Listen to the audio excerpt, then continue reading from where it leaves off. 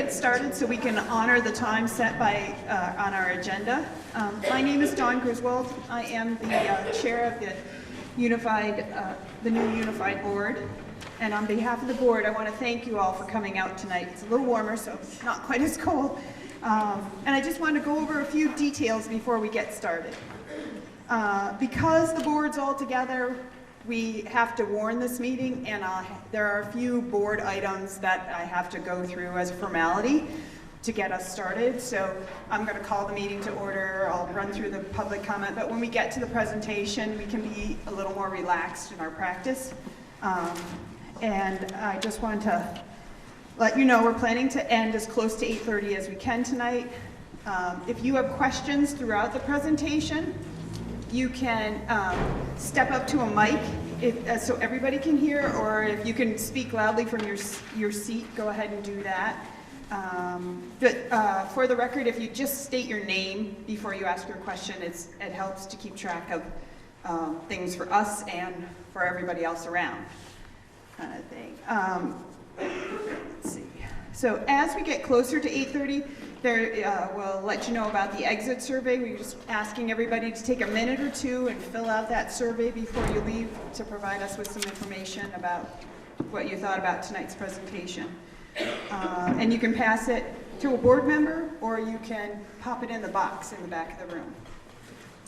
Okay, so at this point, I will call the meeting to order at 6:34. I'd like to take a minute to introduce the board members that are present. There are a few missing, so if we start at that end, there's a microphone on the end of the table right there. Right there, by Steve.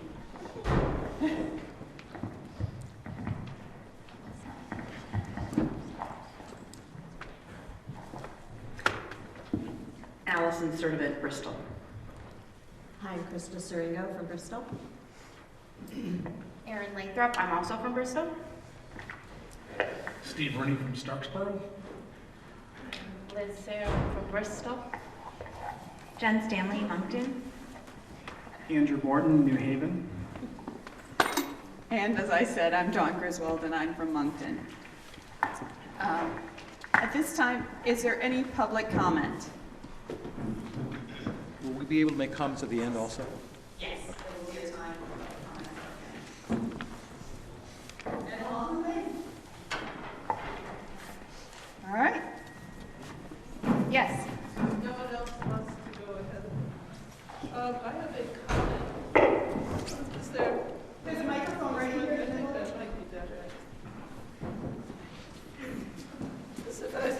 Otherwise, I may start talking. Okay. Anyway, I already saw the first draft of this on the minutes from your last meeting. So first, I just want to comment that I do not think that change is always gorgeous in the end. That sometimes it can lead to unfortunate consequences. And I think that looking at the teachers who are being ripped and the staff that you're thinking of hiring, I have a comment. According to this budget presentation, you are removing about 6 core classroom teachers and about 1.6 special area teachers and about a dozen assistants. All of these are directly working with students in the classroom. You are adding 6.3 of something called coordinators, coaches, interventionists, build a support system. Traditionally, I understand that the principals working together with the staff build their own support system. I am discouraged that you are removing people from the classroom, and if that is necessary, it'd be better to have people in the classroom than an equal number of coordinators instructors, coaches, interventionists who are not in the classroom. When I've taken courses, I have found that it's the staff who are in the classroom, those who are teaching us. In my experience, I have found it's the teachers in the classroom or the assistants who are helping you who make the difference. The people who are peripheral to this do not have the direct effect on improving the students' education that the people in the classroom do. Thank you.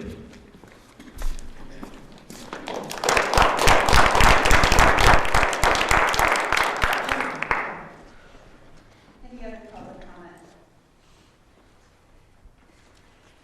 All right, thank you. All right, so we're going to move into the presentation. I'm going to start out. So as Ms. Tilbert mentioned, things that you're going to hear about tonight are going to be talking about a change, and it's a change from what you've heard in the past. So we like this thought to remember: change is hard at first, messy in the middle, and gorgeous at the end. How did we get here? So this year, at many of the meetings that I attended or other school board members attended, hosted by the VSBA or other groups that host meetings for us, we received a lot of information that you're going to hear about tonight. So if we go to the next one.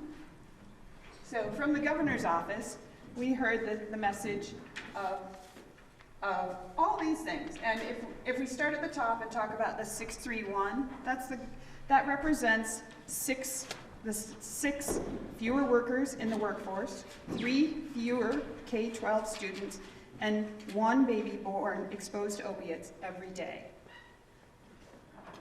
Cradle to Career is the governor's education vision on a continuum of learning for students that would develop skills to be successful at work, home, and in the community, and make better use of our existing resources. The $80 million hole.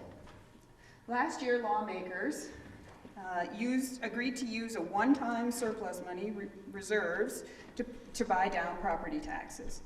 So this pushed problems with the education funding down the road, and here we are and looking at this budget, trying to deal with that problem. The Agency of Education is projecting that there's not enough tax revenue currently to make up for that hole, so they're going to need to increase taxes. The governor has recently been talking about a tax increase in somewhere between 8 and 12 cents. So we've been thinking about that. Another thing we've been thinking about is the declining population. We've been hearing that message for many years. In the last 25 years, the student population has declined by 30,000 students. So another thing we're thinking about in the back of our mind. The other thing we're thinking about is increasing poverty. Last year, Vermont was the only state to experience an increase in the poverty rate. So poverty rates rose from 10.2% to 11.9%. And that translates to more than 71,000 Vermonters living below the official poverty level of income. So Governor Scott is focusing his work on making Vermont more affordable, growing the economy, and protecting the vulnerable. The Agency of Education, what have we been hearing from them? The similar message about the declining enrollment. There are less students in the system, and when you have less students, that causes the cost per pupil to grow. So fewer students without an adjustment in staff causes the difference in the staff to student ratio. There was a report commissioned by the legislature, done by the DMG, the District Management Group, and they began their work with the goal to sort of provide a roadmap for the state as a whole to more effectively and cost-effectively serve students who struggle. So the ultimate goal goes well beyond just issuing the report, but rather to sort of spur a sustained effort to raise achievement, expand services, and manage cost. So more messages we've been receiving. So with all that in mind, on the next slide, on October 24th, the Mount Abraham Board met, considering all these, and began looking at putting a plan together to produce or to have a budget for the Unified School District, the first budget. So we gave direction to the superintendent to begin building the budget with no increase to the cost per equalized pupil from the 2017-2018 budget. It was a tough decision. There was a lot of back and forth. We discussed it at length, and even at the last meeting last month, we again went through back and forth about, was this, could we do this? What is it going to look like in this school district? So there was a lot of thought, a lot of consideration into this target that we gave the superintendent to reach to build the budget. So the information you will see next is a look at what the superintendent has done to meet the board's target and what it means to our schools and our community. Yes. I'm going to try without the mic because I'm told my voice projects all right. Can everybody hear in the back okay? Okay. Just let me know if you can't hear at some point and I'll grab the mic. But I tend to be somewhat mobile when I'm presenting, and a wired mic makes that a challenge. So as Dawn said, the board set the target of no increase in the cost per equalized pupil from the current year that we're in now, 17-18, to next year, which is 18-19. So affectionately known as FY18 that we're in now, FY19 is next year's budget, and you'll see that represented in some of these slides. So here's what that means in dollars. So that means our target, given our equalized pupil number, which is finally, we think, settled. That's equalized pupil number is kind of a moving thing, and we believe those are now firmed up. So given the equalized pupils that we have, which is 1,510.41 equalized pupils, at this year's spending per equalized pupil gives us this figure here. So ultimately, that is the education spending target that I needed to try and hit. And so, to begin with, we had to think about, well, if we didn't make any changes in staffing or programming or any of that, how many dollars does that equate to that we would need to find to realize that target? And it amounts to $1,177,000 in education spending savings that we have to find. You're going to hear a lot of terms that sound funny, and they're really important, but they're connected to some things that kind of make sense. So equalized pupil is the first thing I've thrown out there. Equalized pupil is a weighted number of students. So there's a formula that recognizes that different students require different levels of support to educate. And so there are a number of factors that the state looks at to recognize the difference in what it takes to educate children. Those factors are included in a formula that produces an equalized pupil number to help adjust for those costs associated with the added support that students need. So equalized pupil is something you'll hear me talk a lot about because the equalized pupil number drives spending. It drives tax rates, it drives all those things. So it's really important in terms of building a budget. The other thing that you heard me mention was education spending. So education spending is total expenses, all the money you spend in education, minus the revenue you get from various sources, and the difference then is education spending. And targets that we have that have been set by the board, but also spending thresholds that come from the state, are all connected to education spending. So that's expenses less revenue. So as we're talking through some of these things, those are the terms you'll hear me use most often. And if you need me to repeat or talk that through again at any point, just let me know. So that's a lot of money. It's a big challenge. And in having done some of the work to think about how we might realize that, I've developed a belief that we can really reimagine the way we serve students. We need to reimagine the way we serve students. We certainly can't keep doing the same kind of work with fewer resources and think that that's the way to improve outcomes for students. I also think that the new unified school district, the Mount Abraham Unified School District, will emerge strong from this and prepared to improve outcomes. So the challenge really is to improve outcomes for students while spending less money than we are this current fiscal year, FY18. And so we can't achieve that by maintaining staffing. We can't achieve that by operating the same way with fewer resources. This guy's definition of insanity comes to mind when we think about trying to do the same thing over and over and expect different results. Certainly, it applies if we're trying to do the same thing with fewer resources and expecting improved results. It just doesn't seem to hold true that that would happen. So there's an opportunity presented as well. So we have an opportunity to make some changes in the results we get. So the evidence presented in the ENDS report, so the ENDS report is a monitoring report that I have to produce with lots of help from lots of people for the board as evidence of whether or not we're meeting the ends that the board has set forth for me to achieve. So that looks at a variety of things. It includes a lot of assessments, some more national assessments, some local assessments, and the evidence in that ENDS report suggests that our students are not achieving at the level that we want them to, or that we think they can, and certainly that we believe we can get them to. So there's some evidence that we need to do something different. And that prompts us to be able to redesign the way we support students, faculty, and staff. We need to build support throughout the organization to ensure that we're getting those improved outcomes. And again, we can improve outcomes for students and meet this budget target. So part of what's going to help us do that is the flexibility we have now as a single district. So we have more flexibility as a single district than we've ever had operating as really 7 different districts. And we need to capitalize on that flexibility to be able to use resources efficiently and effectively to improve outcomes, and doing so with fewer resources. We also have really intelligent, dedicated, hardworking, and caring faculty and staff. We have a great leadership team. And we have a wonderful 5-town community who's really invested in improving outcomes.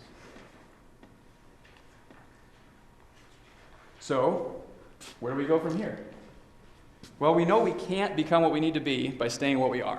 So that's another spin on that definition of insanity, where we have to do things differently than the way we're doing them now if we wish to achieve what it is we want to achieve, which I think we would all agree is improved outcomes for students.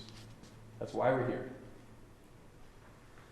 And so how do we begin thinking about that? Well, a timber stand improvement analogy comes to mind for me. So when homeowners are thinking about how they might improve their woodlands, they're thinking about, what is it I want to get out of these woodlands? What are we trying to produce? And I need to make decisions around what I want to grow within my woodlands as we make decisions about what doesn't get to stay in the woodlands. If you're trying to do some timber stand improvement to improve your maple sugar works, you're going to be thinking about what needs to come out of the woodlands to allow the sugar works to grow and produce the best that it can.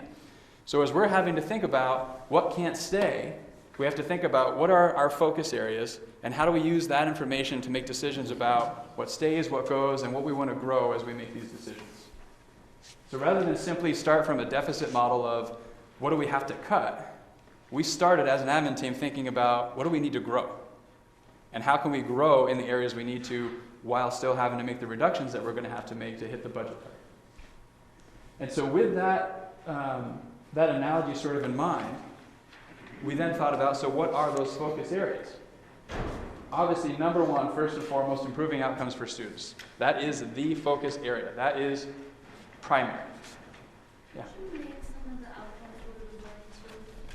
Like we keep talking, we're going to refer that all along, but what are some of the outcomes that, I'm sure there's more of those in discussions around. Yeah, so I think about the range of assessments that are within the ENDS report. So that includes things like the SBAC and kneecaps and things like that are more standardized tests. But we also have some local assessments. We look at students connected with the community, job-embedded sort of learning, things like that. Those are all the kinds of things that are referenced in the ENDS report that we can improve upon. Patrick, excuse me, are are there outcomes related to faculty and staff as well? How do you mean? Longevity of tenure, professional development, degree, collaborative teaching, those kind of things. Not in the ends report. So the ends report really focuses on outcomes for students. And those would be sort of means to achieve outcomes for students, perhaps.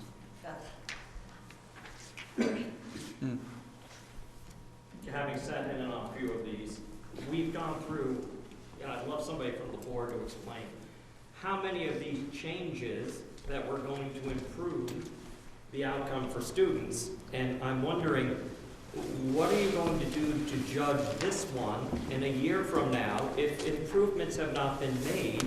Will we be reverting back to a program that was working better, or we will simply go off in another direction yet again? So I'm a little skeptical. Sure. It's okay to be skeptical. We all need to be skeptical as we think about these changes, and it's that skepticism that was going to force us to pay attention to those outcomes.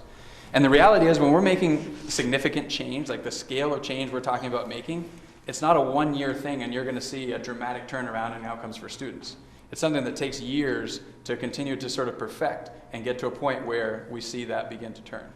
So research on organizational change is 5 to 7 years. This isn't a one-year thing. And just to, John will get after me if I don't remind folks, if you can just state your name, so that he's trying to capture questions and may want to follow up, then he'll know. It's Mark Rickner, Moncton. 5 to 7 years ago, did we put changes into place that were supposed to improve education and outcomes? And did those changes improve education and outcome? From what you're telling us today, the changes that were made 5 to 7 years ago, we should be seeing an improvement from. Are we? I haven't looked at the data from 7 years ago to be able to speak right now to how that change has happened, but I would say based on where we are right now, we're certainly not where we want to be. And then I'm going to take your analogy one step further. From what I can see here, the only thing that's being removed are people who are actually dealing with students, teachers, and aides. And I'll just use your analogy and say you're introducing an invasive species, a group of people that don't actually work with students that are going to be teaching people who already are teachers. So I like your analogy, but I'm going to say that you've added something new to the equation. Okay, we're going to talk more about some of those changes and the philosophy behind it a little bit later, so hang on to those questions and we'll dig deeper into that. So, focus area number 1, that's how far we made it, I think, on this list, improving outcomes for students. We also, for the first time, more so than ever before, we need to take a focus on, we have a focus on equity. So we have one budget for all 6 of our schools now. And we need to be thinking about how do we allocate resources equitably across those schools, because it shouldn't matter which town you reside in within our 5 towns in terms of what you get for an educational experience. We need to ensure that we have equity in resources, equity in outcomes for students across the schools. More so now than ever with the passage of Act 46 and being a unified district. We also really need to focus on support for faculty and staff so that we know that the work that's happening in the classrooms with students, which is absolutely the most essential work, is the best that it can be. And historically, teachers going off to a 1 or 2 day workshop coming back, that kind of professional development tends to not transform teaching instruction. It has to be something that's much more ongoing and embedded in the work that's happening in the classroom to really transform instruction. We also need to build sustainable systems. So when I first arrived here, there was a group of folks that had done a lot of work with the relationships by objective. And one of the significant findings that came out of this work, which was a combination of administrators, board members, teachers, support staff, sort of a range of folks, and quite a number of folks. I wasn't involved in it, but 30-some folks, probably, something like that. One of the significant findings was there's a lack of systems in Addison Northeast. And that lack of systems is having an impact on our ability to achieve those ends and many other things. So building those sustainable systems, really important as we think about moving this forward. And we need to find efficiencies. That's something that we're hearing loud and clear from taxpayers, is the cost of education is growing more and more unaffordable. We need to find some efficiencies as we work to improve outcomes. So keeping those areas in mind, and using some resources. We didn't just pull lots of things out of thin air as we were looking at this. We referred to the education quality standards, the Pikus-Snowden report, and the DMG report that Don referenced earlier. Those offer lots of great information that looks more broadly across the state, does some comparisons to other states. It offers some ratios for suggestions. They were great resources as we worked through how exactly can we go about achieving this. So as we think about building that comprehensive system of supports, we need to think about it from the student perspective, both from the social and emotional support, as well as the academic support. And when we think about supporting adults, we need to be thinking about how can we support the use of best practices in the classroom, and how can we support the use of data on an ongoing basis to know the impact our teaching has on outcomes for kids. If we don't know the impact our teaching has on outcomes for kids, how can we know if it's working or not? And how can we make those mid-course corrections that might need to be made to continue to improve outcomes? As I mentioned before, we have to also think about equity, both in opportunities for students, but also in outcomes for students. And there are a lot of different angles to this concept of equity as we look at allocating resources and we look at outcomes for students.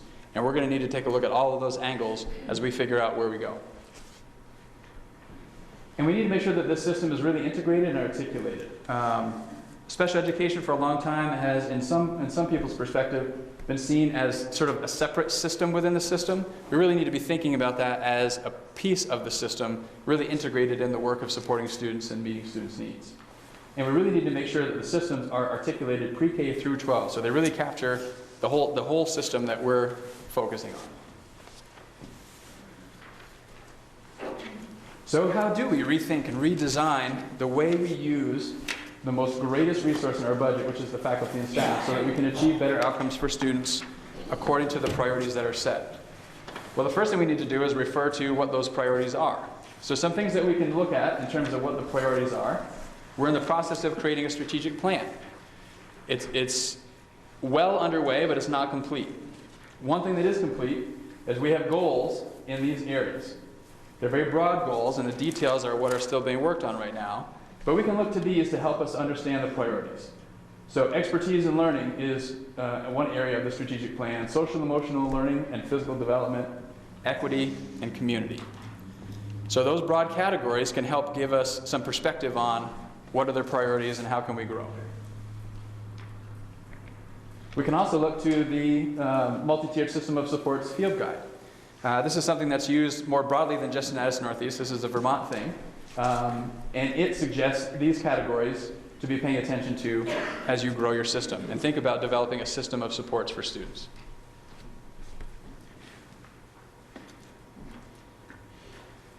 This is something that was developed fairly recently, maybe 3 or 4 years ago. Katrina would know better than I. Is that about right? I see Susan nodding.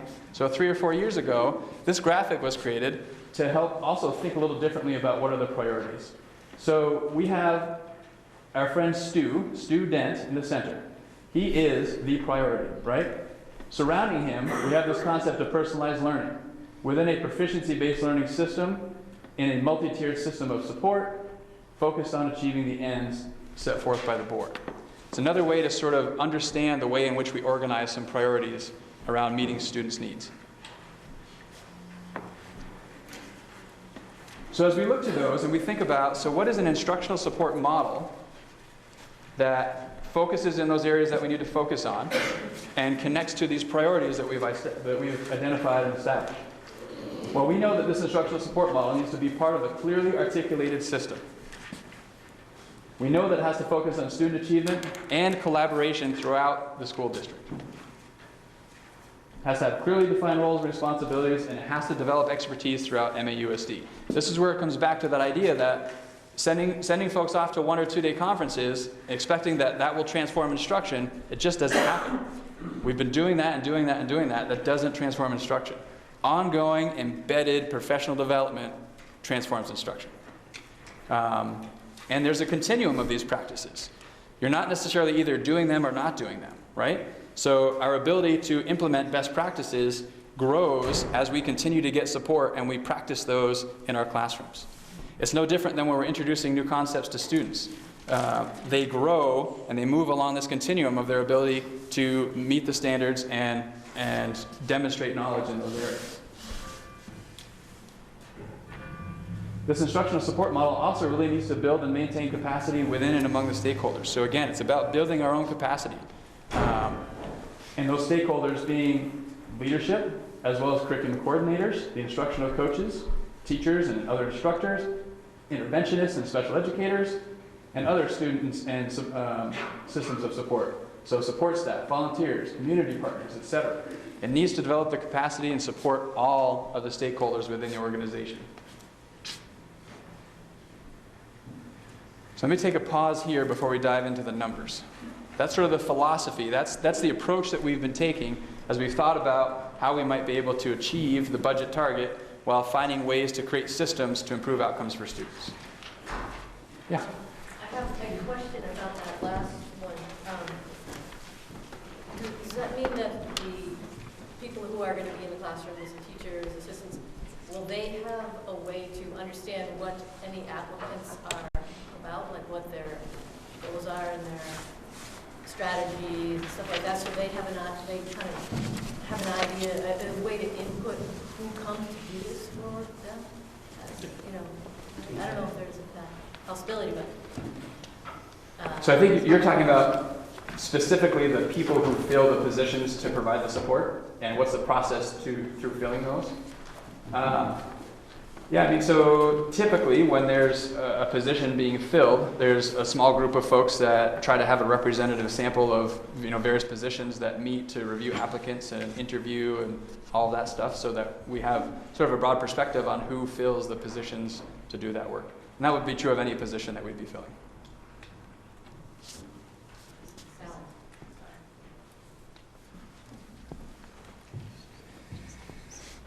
You're all anxious to get into the numbers, aren't you?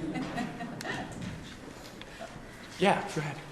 Julie Clark, Bristol. I'm wondering if the ends are something that we're going to be reevaluating as well as part of that reinventing what we're doing to achieve different results. It seems like we keep coming back to that, and some of those ends are really traditional testing methods. I know some of them are not, and they're broader than that. But how much reevaluating are we doing with that ends policy? So it's sort of interesting. This conversation came up when we were generating the vision for what is now MAUSD. We didn't know it was going to be MAUSD at the time. And the conversation about the ends came up, and what do we do about the ends? They were somewhat recently drafted, and there was an extensive process in collecting community input and really thinking through what those ends should be. And we thought, through the policy governance process, rather than having to redraft the ends policy, we had an opportunity to think differently about what the ends mean in drafting a new interpretation of the ends. So the way the policy governance works is, at least for the policies that are my responsibility, there's the language of the policy, and then there's an interpretation of the policy drafted, and then that interpretation gets approved by the board, and then I draft a monitoring report according to the interpretation, more so even than according to the policy. And we do have a brand new interpretation of the ends that looks at it more broadly and encompasses things that haven't historically been encompassed in an ends report. So already this year, for the first time, we've written an ends report, looks very different than any other ends report we've had, that emphasizes less, although it's still there and it's still important, those NECAP and SBAC scores, and looks at some other measures as well. So we're going to continue to do that work, and we need to continue to think about what's the data we need to pay attention to tell us whether or not we're headed in the right direction. Can I put you on the spot? Can you give us a really juicy example of some of those fresh, new, broader outcomes?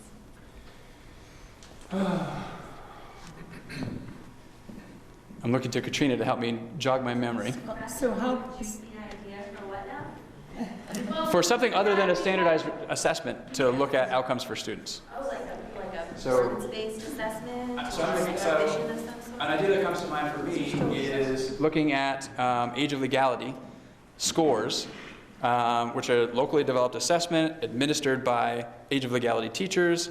And we picked age of legality because in one part, everyone takes that. it gets tricky toward the upper grades to find an assessment that everybody takes that isn't a NECAP or an SBAC or something like that. And Age of Legality happened to be one of those. I don't know that that's as juicy as you're looking for, but that was the one that came to mind for me.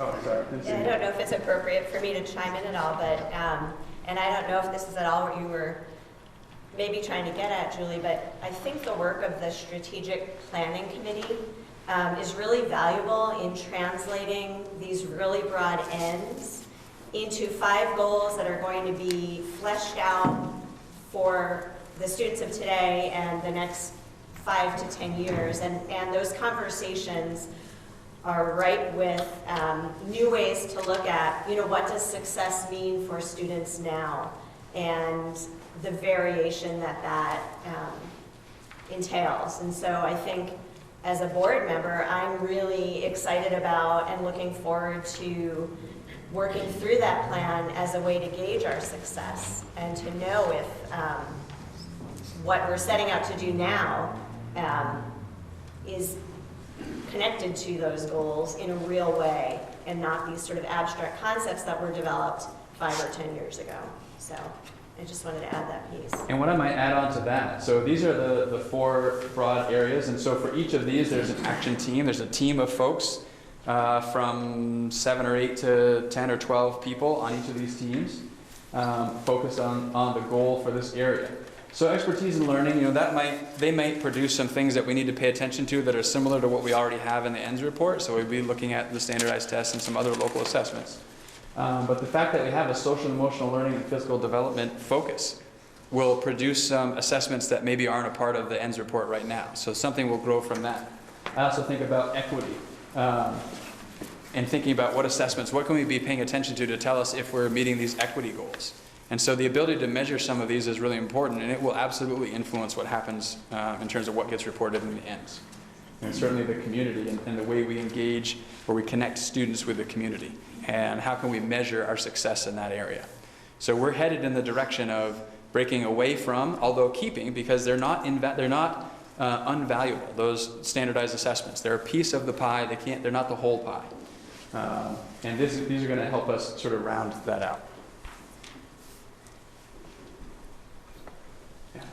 Just wondering, in this presentation, are you going to at some point go into detail about what an instructional coach is, what their role will be, what the criteria will be for hiring? Will they be certified teachers? Will they have classroom experience? Will they be, you know, what is their role? I mean, to me, this is the biggest change you're doing, and so far I haven't heard any description about what this is or what the criteria will be for hiring. So some of those details we'll be addressing. You know, we'll see if we get enough detail when we get to that point. Yeah. Patty Beverly, Bristol.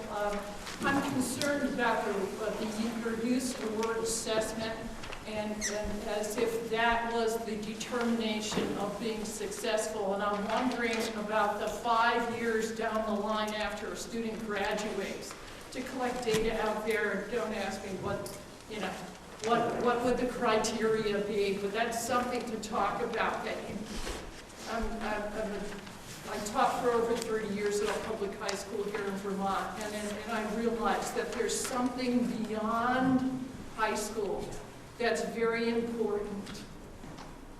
And I know you want to be able to see something in the process within the 12 or 13 years when we have students here, but it's very important to look beyond. I couldn't agree more. That happens to be the most difficult information to collect because it's hard to kind of wrap your hands around folks once they're 5 years out. But for the first time in the ENDS report this year, we included some stories of folks that are several years out of high school and just did sort of a narrative on where they are, what are they doing to try and give sort of at least an element of that. Well, the technology being the way it is, I don't think it's as hard as it used to be like 30 years ago. Probably not.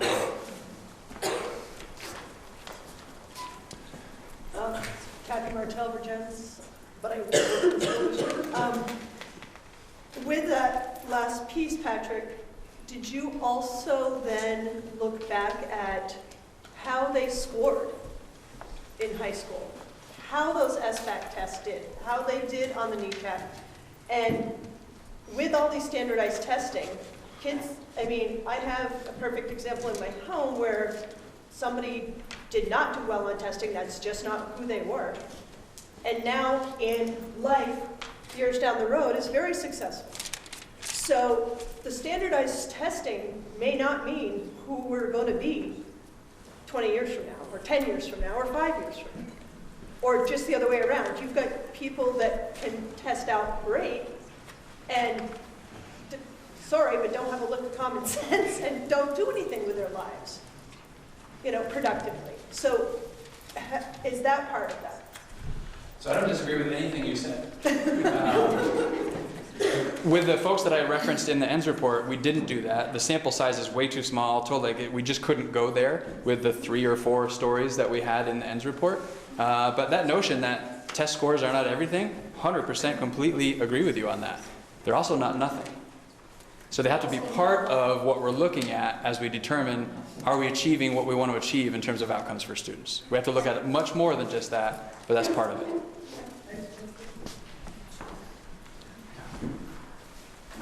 Tom Darling, Bristol.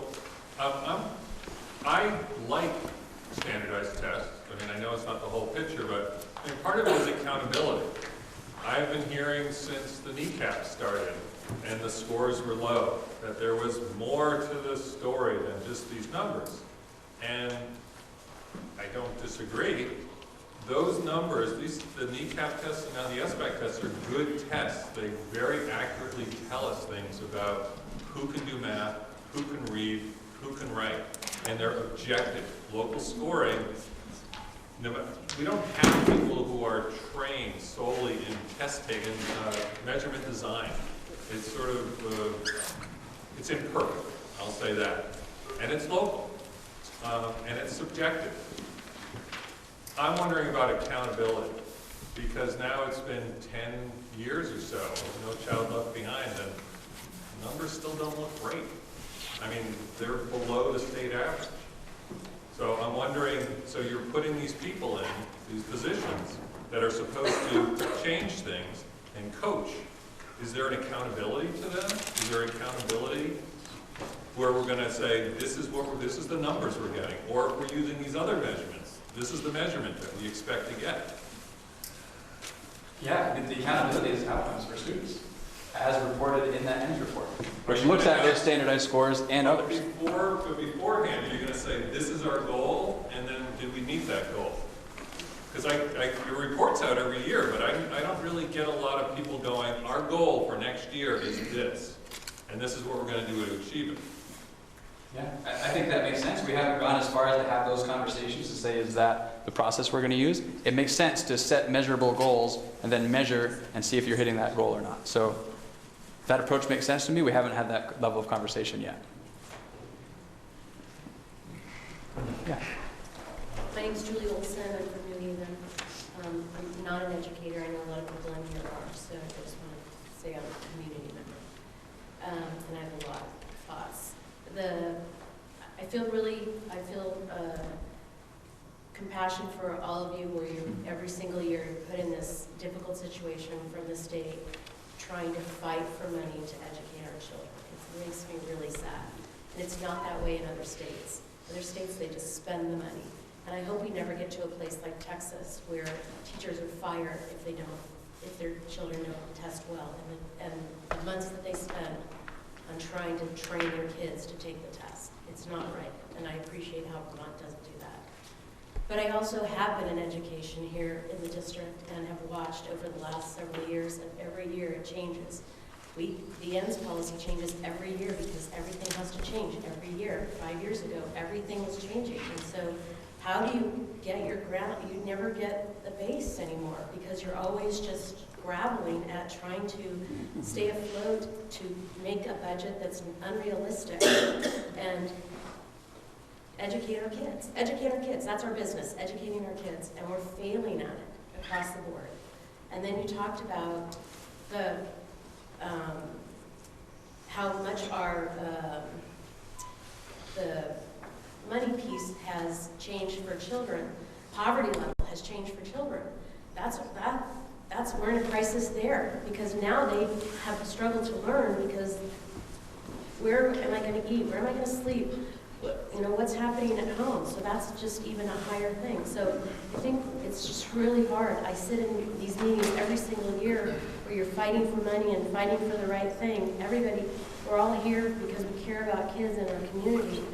And I just feel like what you're planning on is we're going to be re-talking about it next year, the year after, and starting all over. And it's just, you know, it's just really frustrating that this is where we are every single year. Well, and that's the hope with the strategic planning process. So as Krista mentioned, the strategic plan will be a 5-year plan. Like, we need to commit to something and kind of hold the course as best we can over the course of time, and looking at it as a 5-year plan, you have to really give something that much time to begin to see the impact. But you're never given that time. You are never, not you specifically, but as a whole, as educators, you are not ever given 5 years. Think about it. How many plans have you been through? How many times have you been in a meeting like this where you're just reinventing the wheel to try and make the money piece work with your student priority? It's hard. And it's interesting, so connected to that, I was at actually Don was there too, I think, at a regional Vermont School Boards Association meeting down at Otter Valley. And they were talking about, you know, the budget cycle, and this was back in October? So just the beginning, when we were starting to learn a little bit about kind of the position we'd be in for building a budget. And there was an official from the governor's office there, and a board member asked the question, when are we going to get out of these difficult budget seasons? Like, it feels like year after year after year, it's a really difficult budget cycle, just as you're talking about. And the governor, the official from the governor's office said, to be honest, when Vermont starts growing again, the demographics for Vermont that Don referenced earlier in the presentation are real, and that's creating great concern. And for the long-term benefits for Vermont, if we can't figure out how to turn that around, you know, it doesn't spell good news for Vermont down the road. So that was his response. How long that'll be, anybody's guess, I suppose. Yeah. Julie Clark again from Bristol. Is this the declining enrollment statewide, is that also reflected in our local numbers? We're going to take a look at some of the equalized pupil changes as well as enrollment changes. They're connected, but they're a little bit different, and they both impact what it is we're trying to do. So you'll see some of that, but it is true, we are seeing the decline in enrollment. And a follow-up question kind of related to that is, how much pushback can we give to the state, or have we given to the state? I'm kind of new to the district, so I don't know if we, I've sort of heard that we have really followed the course that's come down from the state year after year, and maybe some other districts haven't. So where do you feel like the equity is in that? If we've been following the rules that they've been, or the requests that they've been putting out, is there a point where we can sort of put the brakes on our budgeting and other schools catching up?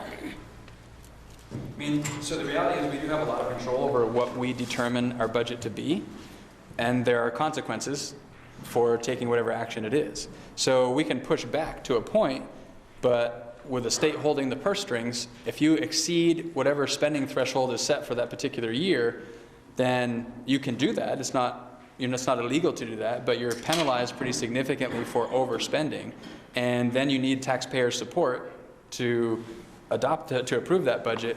And I think historically the thinking has been taxpayer support probably wouldn't follow exceeding the spending threshold, which then gets penalized significantly for doing so. So, you know, there's a little bit of leeway in terms of what the budget can be, but there are consequences for the decisions that are made.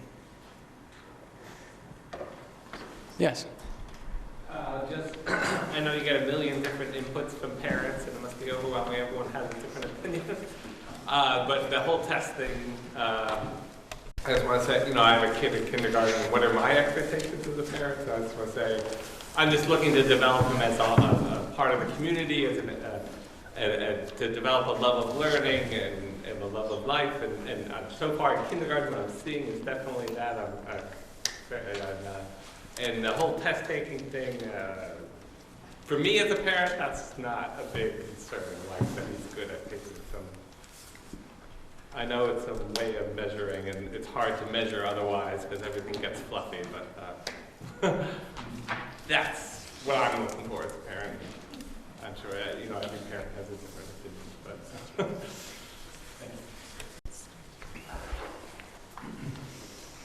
I just want to say something about the state picture and the picture that the governor is portraying.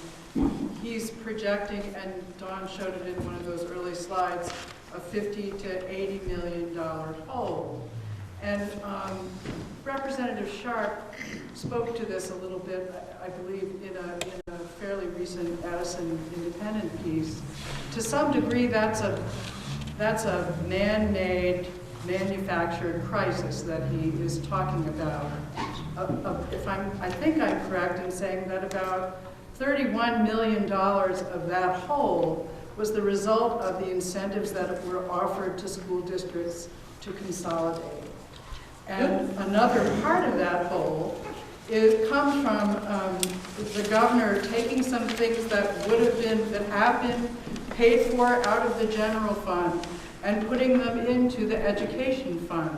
Now, maybe that's where they belonged all along, but still, to project, to portray it as a crisis, a $50 to $80 million hole, only really tells a part of the story. Yeah, I mean, I think that's true. It was decisions that were made at the state level that created the $50 to $80 million hole. The use of one-time funds for whatever the purpose was, the result is the same.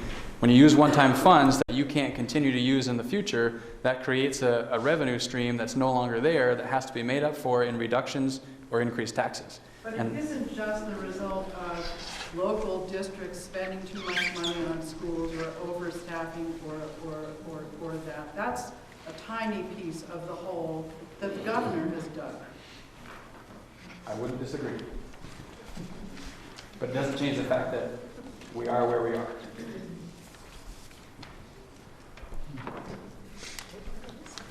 I'm David Grenham from Bristol, I'm just struggling with this notion of standardized testing and personalized learning.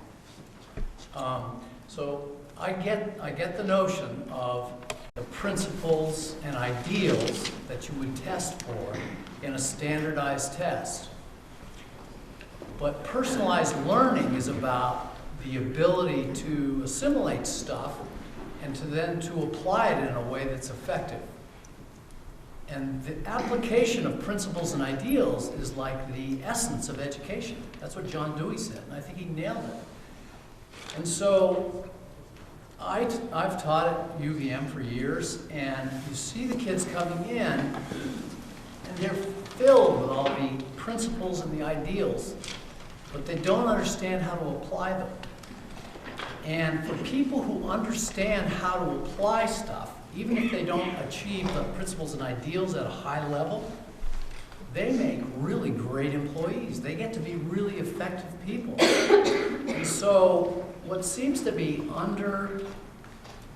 appreciated is just how important it is to be able to take the principles and ideals and to apply them in an arena that is of personal interest that doesn't really get addressed by standardized tests. Again, I agree with everything you said. It's certainly not lost on me. I completely believe what you're saying to be true. What you know is only as important or only as good as your ability to apply it to situations. And I think almost everyone in our educational community would say, yeah, that's what's really important. Both what you know and what you can do and how you apply that are really important. And we need to look at both perspectives. I guess the point I'd like to follow up with is that real application doesn't happen within the institution. Real application happens in real life situations. In the community. True. But again, we mention that, but where the rubber really meets the road for people. I went to a Jesuit prep school. I went through all the college, 98% of us went to college and stuff. But for me, where the rubber met the road was when I met somebody who knew how to do stuff. And that changed my life. And I feel like our educational system needs to be open to those possibilities, which means that a lot of education, a lot of learning, a lot of application can happen outside of the institution. needs to happen out in the community, really happen in the community, not just spoken to. And I haven't been sitting in the conversations for the community action team, but my understanding is those are the kinds of things the community action team is talking about. How can we create that? I just would want to add the same for social emotional learning and physical development, that those goals need to have very specific, observable outcomes, because it's very real, tangible stuff.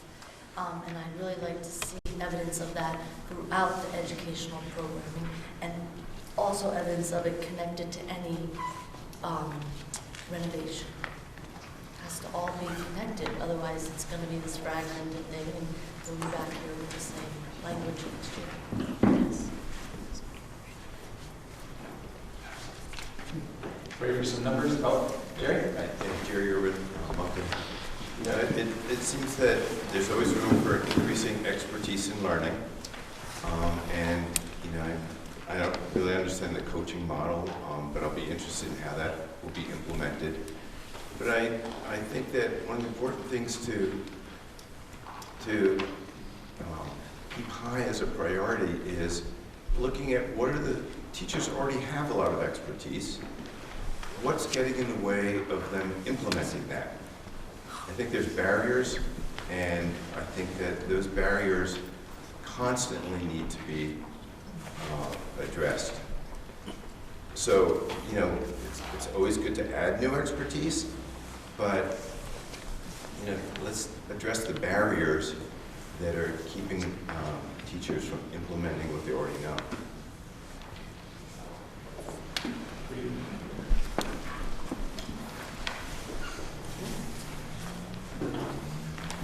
So it says numbers, there's more than just numbers. But it does start with some numbers. So we saw this target before. And we saw this number before, which is if we didn't make any changes. And that produces this amount of money that we would be over the target if we didn't make changes. And so where do those changes come from? Well, of that $1,177,000, that's how much is a result of staffing changes. We have a new partnership with Addison Northwest School District with our food service, which enables us to reduce our food service subsidy by $22,000 and maintain the same level of service that we're providing to students. And there was a great article in The Independent. It was about Addison Northwest, but you can say ditto to everything that's happening here, and it began here, and it's growing in Addison Northwest. Some reductions from repairs and maintenance. Some reductions by having a single board. And these add up to this amount, and the other 170,000 or so, 110,000 or so, is from dozens and dozens of other lines, sort of little parts and pieces. These were the more significant contributors to finding that much in savings.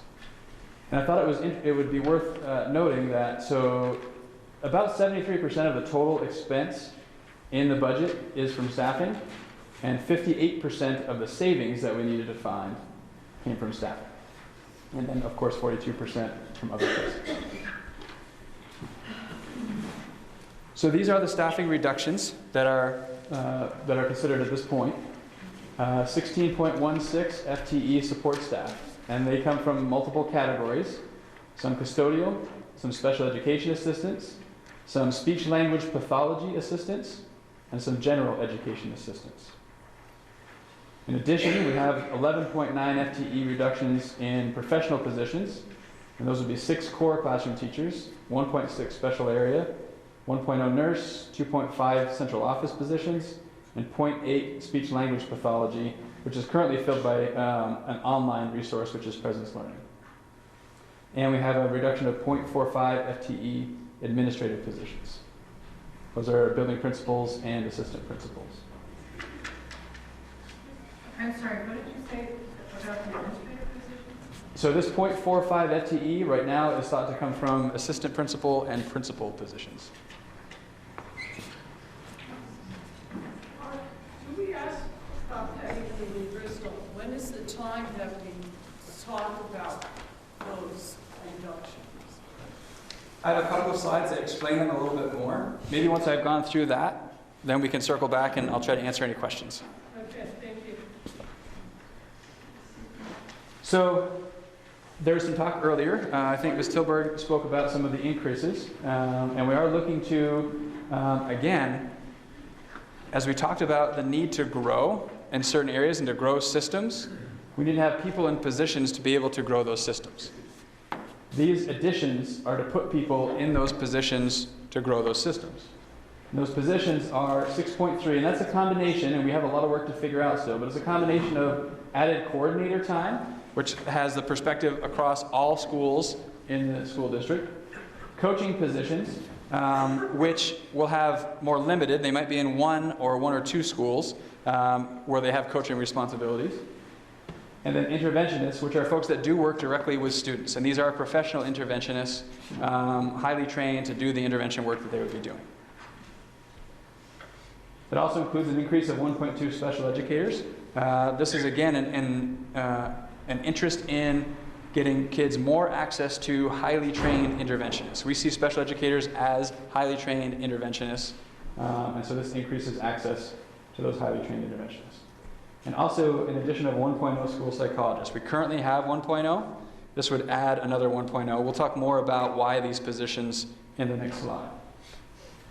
So the net reductions that are anticipated would be staying at that 16.16 support staff positions. The professional staff positions, the net is a reduction of 3.4 FTE and 0.45 FTE administrative positions, for a total anticipated of 20.01 FTE. Can I have one little clarification? Sure. It's Sue Whiter from Lincoln. The psychologist, is it not true that we cut a psychologist from Mount A 3 years ago or 2 years ago? We had all those board meetings and we had a lot of passionate conversation about positions being cut, and one of them was indeed a psychologist. Is that true? It's not anything I've heard, but I wasn't here 2 or 3 years ago, so I couldn't say. He was a behavioral interventionist. He was a behavioral interventionist, yeah. A little different position. Okay, well, you're talking all of those things, but, okay, thank you. So talking a little bit more, and this helps explain some of these different things. So those 6.3 coordinator, coach, interventionists, that again is about building that system of support. For the leaders, these are those stakeholders that we identified in an earlier slide. So it's about building support for leaders, coaches, teachers, interventionists, and ultimately students, with a focus on STEM, humanities, and social emotional development. So the idea is we'd have coordinators, coaches, and interventionists for STEM.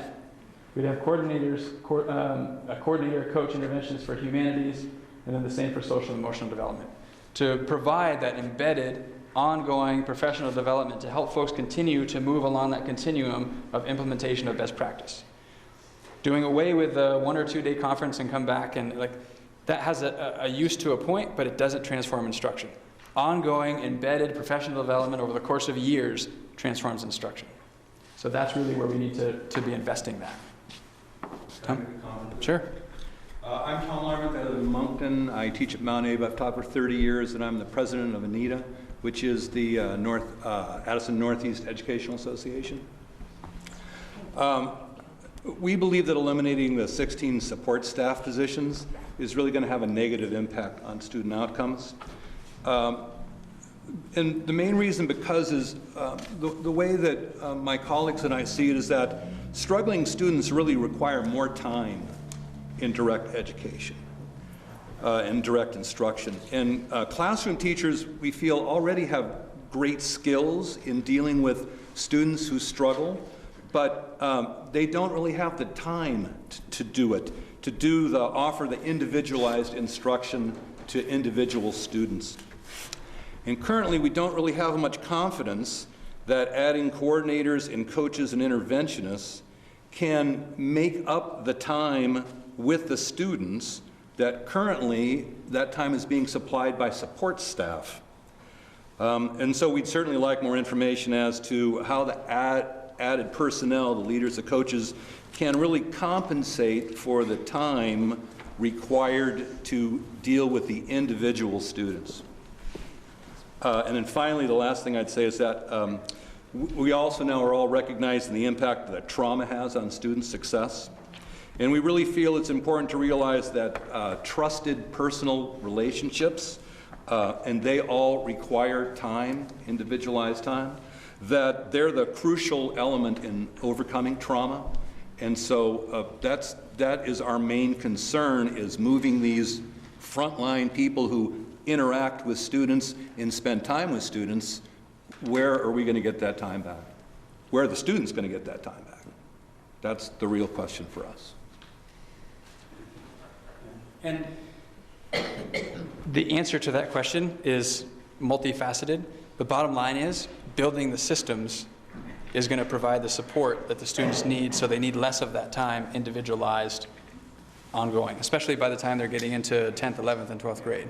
And that's what we don't quite have confidence in yet. You'll instill confidence in us about how these leaders are again, actually going, like, how's that interventionist, when I have a student who needs to leave my classroom to take a test because they need that test read to them, they know the information, but they can't read the information off a test, or they can't write the information, but they know the information. When I have a class of 20 students, and I have a student who needs to test outside, will that interventionist be there for me? Will that coach be there for me? How's that going to happen?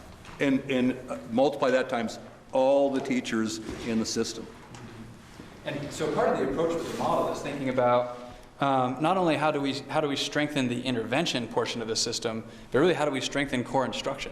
Because so it's time though. Again, I believe I have the skills, and if I could sit with this student, it wouldn't be an issue. But because I have 19 other students, I can't sit with this student and spend the time with them that they need to master that particular concept. And so again, that is my crucial issue, is that skills, I believe skills, I think we have lots of skills. You've spoken to the skills we have in our staff. So, but the time is the issue that, again, you eliminate 16 people times their 7-hour day. That's a lot of time that just got eliminated. I mean, it's really a difference. It's about looking at the system, which is really that's the focus that we've been taking as we try to think about how do we strengthen the system, and a big part of that system is that core instruction, which ideally reduces the number of students that have that level of need. And so when you're making that transition, it's really hard because you're sort of caught in the now and the immediate need, but trying to build for the future and strengthening that. So an example, there are best practices in teaching that are proven with lots and lots of research studies over decades to improve outcomes for students that aren't happening in every classroom in every school. Because, not through any fault of anybody, but through an absence of systems and an absence of a system of support to ensure that those things are happening. If we can get those best practices happening consistently in every classroom and every school, then we're building that system of support so that fewer students are getting to that point of need, and ultimately, in the end, that improves outcomes for students. And simultaneously, we're structuring the way that we're supporting students who do have need beyond that, so that, as you said, and I completely agree with this, learning cannot be the variable in the equation. Learning has to be the constant. Time and support have to be the variable. So philosophically, I'm right there with you. It's a matter of how we get to that point where we may differ a little.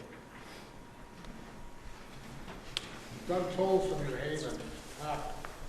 Tell me where I got this wrong. You're anticipating a reduction of 20 full-time equivalents, correct? Correct. And that's going to yield a staffing savings of $675,658, it says. Correct. That's the education spending reduction. Okay. So not necessarily expense. All right, because I think you just answered. I was about to say your teachers and benefits certainly cost well more than $35,000 per year. Right. So how can it be, maybe you could fill that out a little bit. How do we get the net to be less than $35,000 a year? Because with that health insurance alone, that's more than half of that. So a number of those positions are in the area of special education. And so expenses in the area of special education are reimbursed at a rate of, I think, 56%, at least 56%. And then for extraordinary costs, they're reimbursed at 90%. So there's a revenue, and you'll see when we get to some of the future slides, there's a revenue reduction that happens as well as the expense reduction. So those sort of offset one another and produce the education spending savings, which is that figure that you were looking at. So because of this subsidy, these are, if you excuse the expression, less expensive employees on that basis. Because there's a revenue attached to them. Yeah. Thank you. Yep. I think I saw this hand first. Julie Olson. I'm wondering if you could walk us through what a coach would look like in a classroom. Like, would they be there for weeks at a time, or is that any Sure. So, well, I'll start with is there's a lot to figure out in terms of exactly how we want coaching to look. We have some coaches in some positions right now, but in terms of building a coaching support model right now, it's really pretty dramatically understaffed to say that we're doing coaching in our schools. We need to really build that to be able to assess the coaching model to see if it really works. The vision is that coaches are working directly with teachers, classroom teachers. Coaches are working with interventionists, and they're coordinating this implementation of best practice, facilitating looking at data, all those sorts of things that we identified earlier as areas of focus for the system. So they're in classrooms, working directly with teachers. They're working with groups of teachers in small groups. They might lead some professional development on some early release days and in-service days. So they play a key role in that job-embedded, ongoing professional development. Can I just follow up? Have you had conversations, you keep saying we, and I'm not sure who we is included, like have you talked to all the professional staff in the district to say, what are your needs? What do you feel like we're lacking? How can we help you? And done like a survey to get the idea that coaching is really the best answer for everybody? I mean, I feel like they're already there. They're a great resource for you. They're going to give you a great insight of, yeah, the 2-day thing isn't working for us. And so that, for me, I feel like you want them to be supporting these decisions that you're getting ready to make. So you have to sell it to them, and you need to actually interview them to see what their needs are, right? Or we look at decades of research. Okay. So the instructional coaching model has a very strong research base that suggests that when implemented well, it has a tremendous impact on outcomes for students. And we've dabbled in it some, but it's something that, as an administrative team, we believe can really bring great benefit to students, and we need to invest in growing that. So the dabbling, have you surveyed the teachers who have been dabbled with to say, is this working for you? Do you feel like you're getting... So we've been looking at data. And so, and the data sort of ranges, but we see some evidence that instructional coaching is having a positive impact. And we need to understand where is it working well, where is it not working well, and why, and we need to replicate how it's working well. Can you explain which other school districts regionally are using this model? Champlain Valley has instructional coaches. That's one that comes to mind off the top of my head. About Millbury, Addison Northwest, What's Chittenden interesting, Central, Chittenden East, Chittenden over here. I mean, is it a widely done model? Are there 20, 30, 40 districts that are already doing this model, or is it CBU, or whichever one you just said? So coming from Addison Central, I worked there for a few years before coming here, and we hired a consultant there to act as a coach who came several times throughout the year to provide that instructional coaching to teachers. Over 5 years, we paid this consultant to come and do that work. And in year 1, it didn't transform instruction. In year 2, it didn't transform instruction.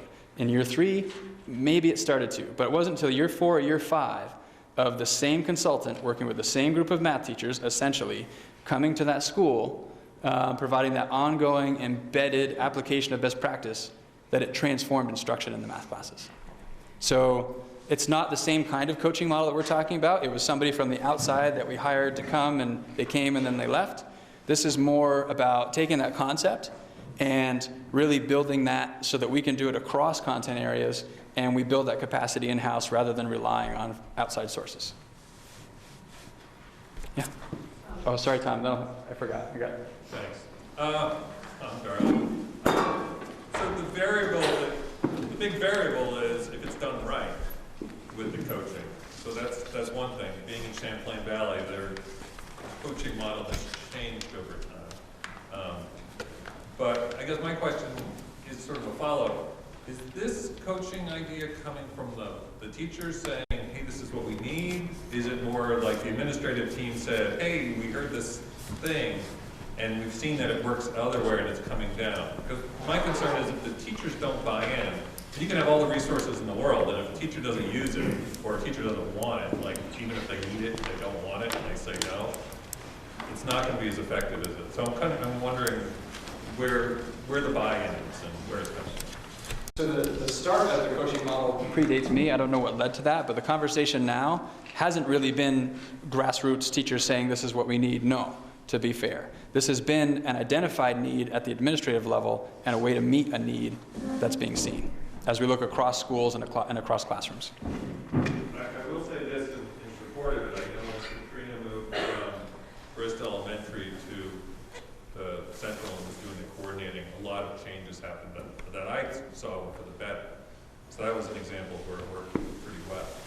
So I'm just curious if that got some buy-in and then they said, oh, we need more of this. And so I haven't heard a lot of teachers saying we need more coaching. No. Okay. Well, several teachers complimented the work that she was doing. Well, and seeing as you called me out, can I just add a couple of things? Sure. We aren't making up this coaching model at all. There's actually Jim Knight and Peter DeWitt's work on instructionalcoaching.com is really where we started thinking about how can we help meet needs that the teachers are asking for in another more consistent way. So we've tried to at least start to train a small cadre of already existing staff in our district to learn the ways of that instructional coaching model. And to Mark's question, there are about 12 supervisory unions and districts in the region, from us all the way up to Franklin County, who are participating in this model. So we've been we've attended 3 different in-house trainings that have been provided from CVED, our regional professional development group. So we're not making it up. We've been doing book studies. We've been thinking about what's working, what's not working. We have anecdotal stories from some of our teachers about things that are working well. But without that system and that structure and that vision that the strategic plan is going to offer us, and what it is that we're going to help our teachers be held accountable to help their kids the best, coaching is only going to be a solution to whatever it is the goals are that we need. So we're kind of waiting to see chicken egg. We're just trying to get all of our resources in the right order so that we're ready to go as soon as we can. It's my 2 cents.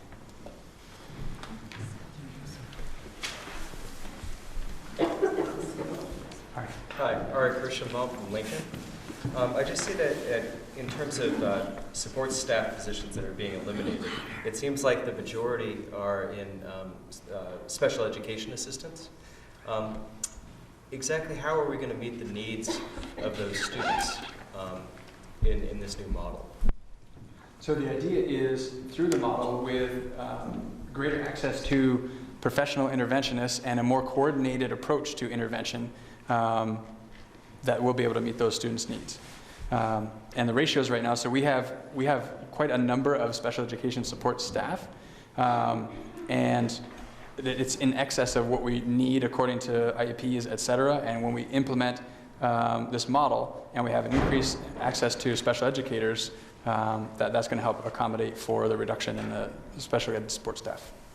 So having full-time special educators plus these coordinator positions available, you're anticipating being able to meet those needs in a more efficient way. Can you speak louder, because we can't always hear the questions that are being asked. So I just mentioned that we anticipate being able to meet the needs of the students, these high-need students, in other ways other than with the special educator assistant.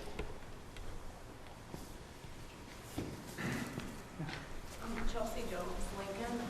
My daughter is a student at Lincoln School, and her age, as far as special educators getting cut, and what about the personal connection that the children have with the aides or with the special educators? That, I mean, because my daughter built a connection with her aide, so it's like you can't just cut an emotional thing and just swap it with a new, it's more about trust between the special educator and the student.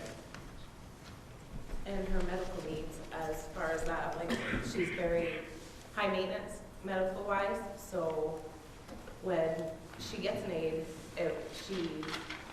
she has to get capped, so it's not like it's a personal thing.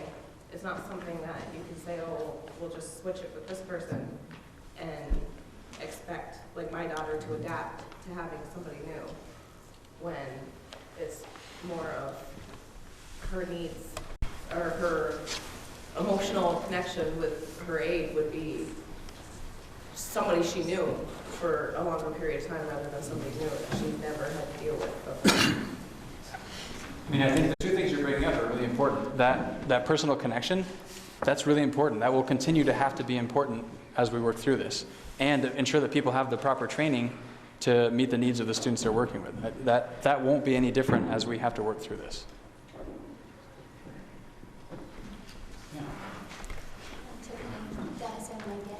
I also think that I'm going to piggyback on what Chelsea was saying in terms of the connection that is made between a student who struggles or a student who has a physical handicap and being able to move out of an anxious mindset when you have built trust with somebody and being able to actually be open and available to learn. I think it's really important.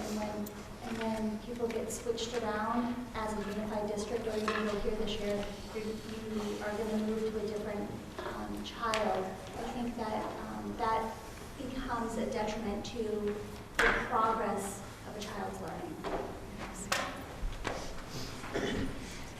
Yeah, I guess I just want to hear again the answer that you gave to her question in terms of if we move forward with this, that we're all being asked to look at and vote on, is she going to have the same level of support that that child has today, next year at this time? So, yes or no? I mean, that's a simple one. So without any of this, I couldn't answer that as a yes or no, because her needs are going to change. Okay, so So what I will say is that we have every confidence that through this model and the systems talk that we're talking about, that students with needs will have their needs met.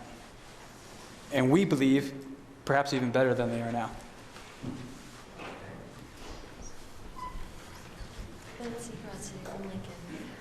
I think there is a lot of research to support, a model Could you like please this. speak louder? I think there is a lot of good research to support a model like this, and having people embedded in the system from outside of the system, and coaches, that word kind of gets me a little tripped up. I like a consultant better because it tells you that there's a level of expertise coming in to support teachers, and teachers aren't necessarily going to always want that. And have resistance to it, but there's going to be a level of expertise to help people be more accountable and look at their teaching ways after teaching for long periods of time and having certain ways of doing things. I think there's a lot to this to really look at. At the same time, as somebody who's been paid for by the district to train paraprofessionals and invested a lot in doing that over the years, you have invested as a community in training those people. And you have some fantastic resource, I believe, especially in those bottom of the rung staff, that people have been committed in the most difficult situations for a really long period of time. And I don't think that that's easily replaced, and it does come out in rapport and trust and all of the more sensitive things that people are bringing up. But my concern about changes in staffing is how that's actually determined.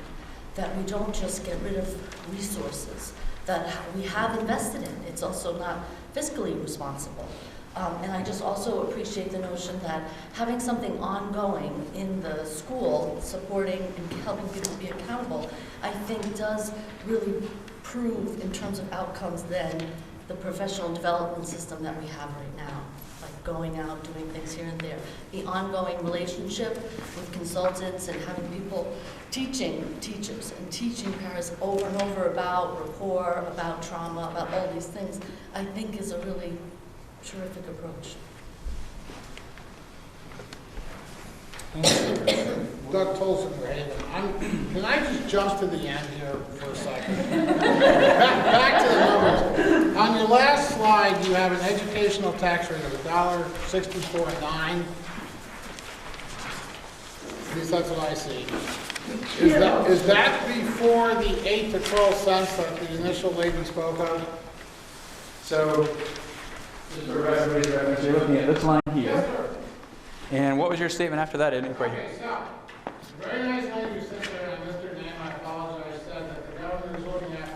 8 to 12 cent increase.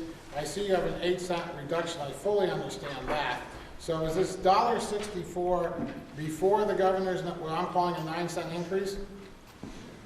So this would incorporate what we're the information we're getting from the state. So you can see if you look across. So it varies town to town because last year every town had a different education tax rate, which was then adjusted by the CLA, which then produced a property tax rate. So here, sort of the comparison is if you look at Bristol, the year we're in, 159.94. Without the Act 46 reduction would be 164.9.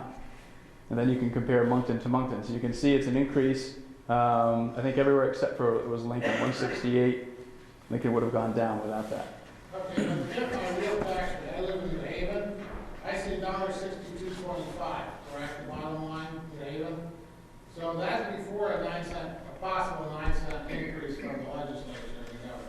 No, I think this would, I'd have to double check on that, but I think that includes the factors from the governor. So what we're getting from the state sets, and this is where there's a depth of conversation that I look to Howard sometimes to help me think through again, because I always have to sort of reteach myself this. But the state sets a yield, and the yield helps determine what the tax rate is. And I don't think it's on here, but there's a certain amount where if you spend, it's $9,000 and some change, if you spend that much per student, then a $1 tax rate would get you that much per student. And then your actual tax rate is established based on what percentage over that 9,000 and change your spending is. And that produces the rates that you're looking at here. So through that, I think the governor's information is included in what that number is set at. All right, so Gordy, I hope you're right. If the governor's number is included, then New Haven would be looking at a slightly less than a 5 cent tax increase. We could be going from 157.67 to 162.25. Because from a local education spending standpoint, these figures here reflect a reduced education spending amount. So it's the same per pupil, fewer equalized pupils, our education spending is going down. And even with education spending going down, which you'll see on a different slide when we kind of come back to the order, education spending from last year to this year went up $1 million. So education spending from this year to next is actually going down by a few $100,000, which still produces, in most cases, except for Lincoln, a few cents of an increase. So any spending above level, which is what you see here, adds to that tax rate increase before you factor in CLA and the Act 46 adjustment. If you do find out that the 9 cents is not in there, let me know, because that way I can just keel over because there'll be another $1,000. My taxes will go up $9.60 if the 9 cents is not in there. Thank you. Where were we? All right, I'm going to go through some more slides. That'll prompt more questions, and we can have more conversation. So I think we've addressed this one, and we started talking about this, and that was really sort of that coordinator, coach, interventionist model that we're trying to build. We talked about the increase of special educators, and we didn't talk much yet about this increase of a school psychologist. And that's really about strengthening that early intervention and prevention for both the academic but also the social and emotional supports, which is an area that we see of need across our schools. So this is to help address some of those needs. So that psychologist will be working directly with students, not just working directly with students. So having 2 psychologists will increase our ability for psychologists to be working directly with students, not just doing assessments. And does this early intervention mean working with the youngest population in our district? So that's part of what we need to think about. What's the best way to utilize that resource? Knowing that a piece of that, at least if not more than a big piece of it, has to be strengthening that early intervention. And early intervention can mean early in their educational career, or early in that, as issues are sort of arising, we're sort of catching them early.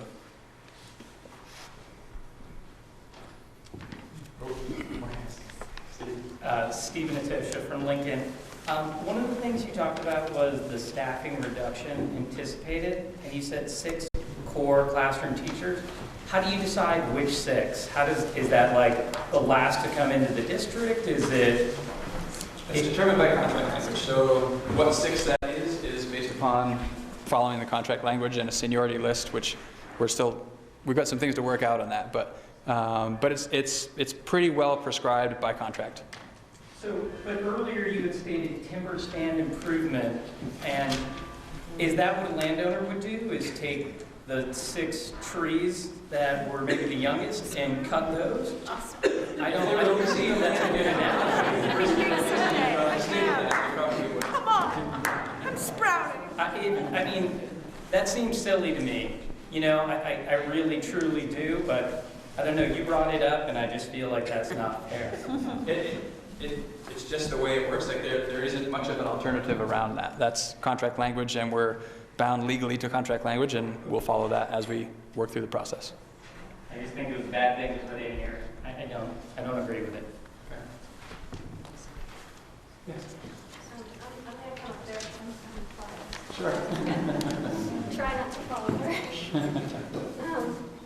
I just want to go off what he said. Hello. I guess I'm just kind of wondering how it's going to save us money cutting people who are probably making, the lowest of everybody, and bring in people who ideally would be very well trained with lots of experience and be very expensive, and maybe we're going to see them once a month if we're lucky, and if we're, I don't know, I feel like at least in my school in Bristol, we've been talking all year about how we're just treading water, and how is it going to help us to see somebody once a month when we're fighting every day to just get through?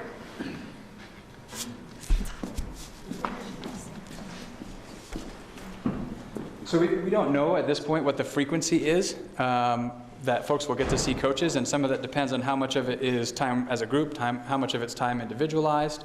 But the treading water piece, I mean, we have to find ways to build support for teachers so it doesn't feel like you're always treading water. And we have to, part of this is we have to think differently about what we're asking folks to do.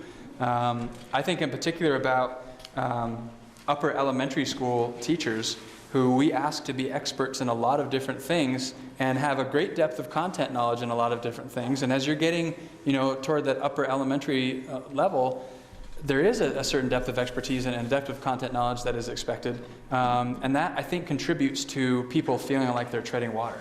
So we need to think differently about what we're asking people to do. We need to think differently about the kind of support we're providing to the teachers, but also the students, because it shouldn't feel like you're just treading water.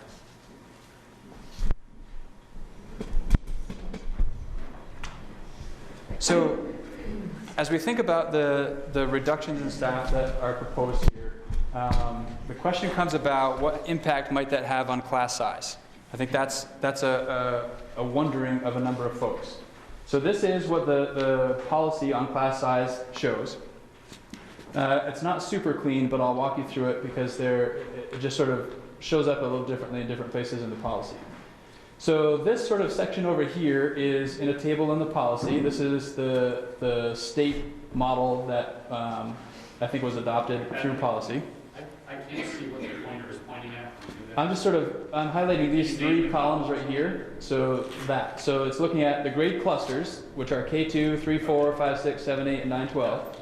Then the minimum average student, minimum average class size, then the optimal average range for class size. And then in a different segment in the policy, it speaks to a maximum average of 20 for K2, and really it's 20 through K3. This is where it's not super clean. 20 through K3, and then 25, 4 through 8. And then in the secondary level for core classes, it talks about how many students per teacher in that discipline. And for English, it's 100 students per teacher. And for other areas, it's 150 per teacher. So that's what the policy sets as the maximum. So I share that so you have sort of a basis for what you're going to see in terms of what the impact on class size is with the staffing reductions that are proposed. So currently, based on October 1, 2017 data and projected kindergarten enrollment, our current K through 6 average class size is 16.87. With the 5 K through 6 classroom teacher reductions that we're proposing, That brings the average up to 18.4, which is an increase of 1.53 students per class on average. So of course this is looking at averages. There are variations from that, different circumstances in different schools, but that is the average class size. So the net effect of the reduction in classroom teachers is an increase of 1.53 students per classroom. Can I just clarify? Sure. Did you just say 5 K-6 classroom teachers? Correct. That's not something that we had heard before. That's I hadn't heard before. So it's in that there are 5 of the 6 core classroom teachers. Okay, thank you.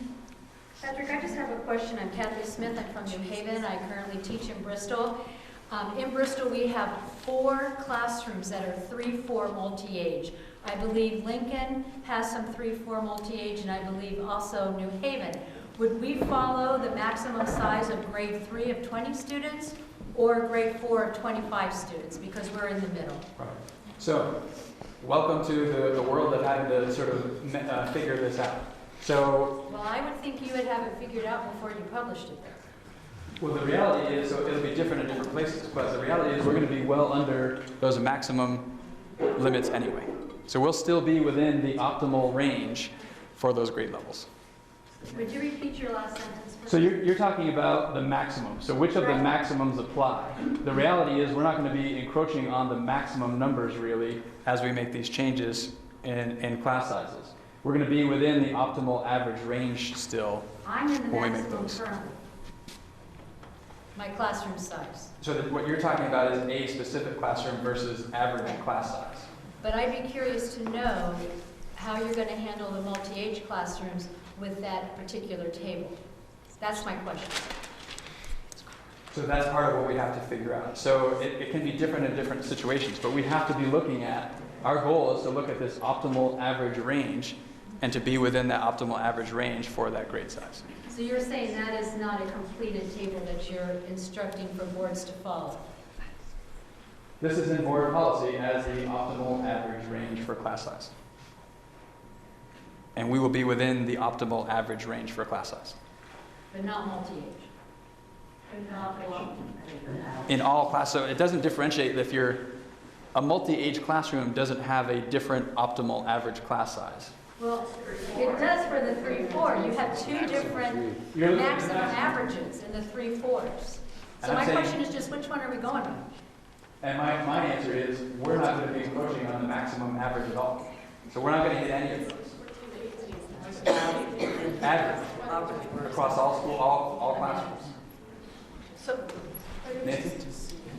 it's really helpful to look at this from across all 5 towns' perspective, but and at the same time, I'm very curious because it must be true that you have projections for each school about what the grade configurations are going to be, the number of classrooms and what the grade configurations are going to be for those classrooms, and a projection about the numbers of kids based on what you know right now, given that some things will change and you may have retirements that you don't anticipate and so forth.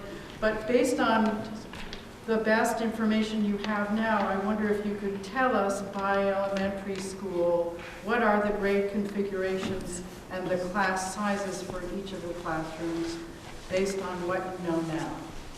We can talk about what the current grade configurations are. We have some more work to do with what the ideal grade configurations should be as we work with the staffing that we're going to have. So that's not set in stone at this point, exactly what the grade configurations will be at each school and what that will produce for an average class size. But we are confident with the staffing that we would have that we would stay within the optimal average range. But can you describe what you're at least anticipating now by school in terms of how many kindergartens, how many kids in the kindergarten, what you're projecting as far as multi-age or single grade classrooms? I mean, what's your best guess, given that it's not set in stone? I don't have that information tonight. I can't give it to you tonight. We have ideas, we have thoughts, and we're looking at kindergarten numbers, which are continuing to change. And so it's not set in stone now. And as new information comes, it's going to change it anyway. So we have ideas, and we're playing some ideas out, and all of those ideas, we're confident, stay here. But I can't tell you by school tonight, standing here, what that configuration would be. If you can't tell us tonight, will the board be getting that information before it decides on a budget proposal? If that's something that the board is interested in getting, we'd be able to put that together. Whether that's what the board's going to want, I don't know. Is the board going to want that? I think when that question had come up before, that there were a lot of changes with teachers, so that it was hard to know even before August exactly what that was going to look like and who was going to be where and when. And so my thinking was that that wasn't something that we would be able to know right now. Is that's Yeah, I mean, I think that's the fair assessment. We don't. conversation we had about that? It can change quite a lot between now and when next school year starts, and we'll have to adapt to the change. We have ideas now, but for example, there are a few different grade configurations that could work in a school that stays within this average range. What the best grade configuration for that school is something we have to talk through more and figure out where we want to land with that. Sure, but speaking as a board member from Starksboro, and I've been on that board for a while, this is information that our board generally has received before we finalize the budget proposal. And when we receive the information, it's information that we understand could shift and change, but it gives us an idea of what the class sizes and grade configurations might look like given the staffing that we're about to propose to fund. And we could certainly put together what we know now, which would be subject to change. I just don't have it tonight. Yeah. The next slide, could you just go to the next slide? So with the average class size for next year, you're proposing 18.4 students.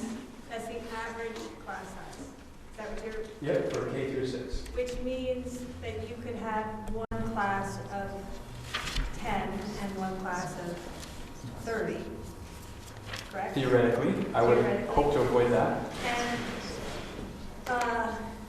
with the class that's, let's hope not 30, would that class have additional support available to that class? And would that support be pushed into the class? Or when we are talking about interventionists, are those kids going to be pulled out of the classroom? That's one nice thing about the special ed support system coming into the classroom. So kids are more part of their community. I know that's sort of not very So I guess my question, but there's a lot of issues that came up with that. So My first response is, I can't imagine a scenario that has 30 kids in an elementary school classroom. no, I don't either. But So, I do know classrooms vary from 10 to 23. as they do right now, yeah. Right. And so I'm just wondering where the equity is with the classroom sizes that are much larger than others, and how that support is going to be. And that becomes part of the work we need to do as an admin team as we think about the grade configuration and what that does for class size and what kind of support those classrooms will need to do the work that they need. But it isn't, there are very few things with this that are very black and white.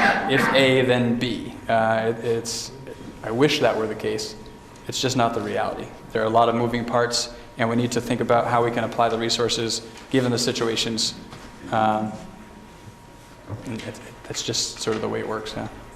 Can I just piggyback on that? So just in terms of interventionists, you know, we have had so many different models in Lincoln of how we work with students. And from co-teaching, which has been, in my opinion, really successful, to having push-in with special educators helping students with significant needs. with this new model, and my question is, will there be flexibility in how we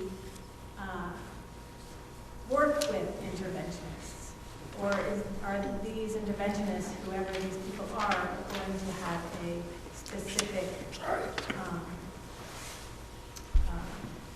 job definition that pushes them in one way where kids are, I mean, I'm just, yeah, anyway. That's a detail we have to figure out, you know. So what are we tight on and what can we be flexible on is part of the conversation that still has to come. I think I saw it right next.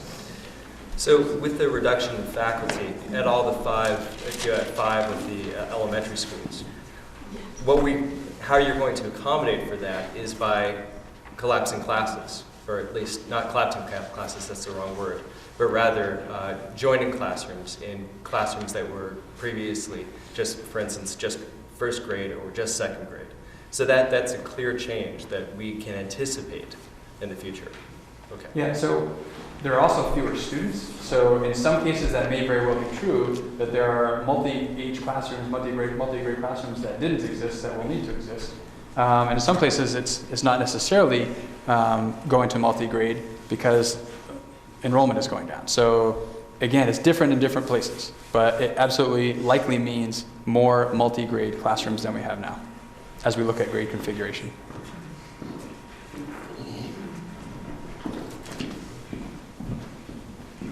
I just want to clarify, I think it's true that the budget proposal that you're outlining tonight has not been finalized, and that this board is going to meet 2 more times. And in that, there's another meeting after tonight, and then there's another final meeting, I think on January 23rd, where the board will be making a decision about the final budget that will be proposed to the communities. Is that right? That's correct. So the purpose of tonight is for the board to hear community input, and there's a survey that we'll talk about at the end that we would love for everyone to complete. And then the purpose of the added board meeting on January 17th is for the board to have had time between now and then to take information from the survey and have that be a part of the conversation for the second time they're seeing the budget and talking that through. And then consider what direction they want to give to me in presenting a final budget on January 23rd. I'd like to say thank you to this format where there's been a give and a take and a conversation. I think the engagement around that has been so much more open and profoundly back and forth rather than more one side and then another. There's more across this thing that sometimes happens. So I'm grateful. All right. More numbers. There was a slide, Patty Heatherly Bristol, there was a slide that I saw before about 150 students, high school. An English teacher is going to have a maximum of 100 students per year. And teachers who teach other subjects would have 150 students per year. So, is that what that slide means? So this is about 100 on average per class. So we'll clarify that just to make sure. This is sort of a maximum student load, maximum average load for English teachers being 150 students for other subjects? As a maximum, according to what's in board policy. According to what's in board policy. So that's not a change. That's not a change. This has been in place for some time. Okay, well. Contractually, it's 120 though, so. Right, so the contract is sometimes different than what the maximum is. I understand that. And the reasoning for those numbers, is there some research behind those numbers?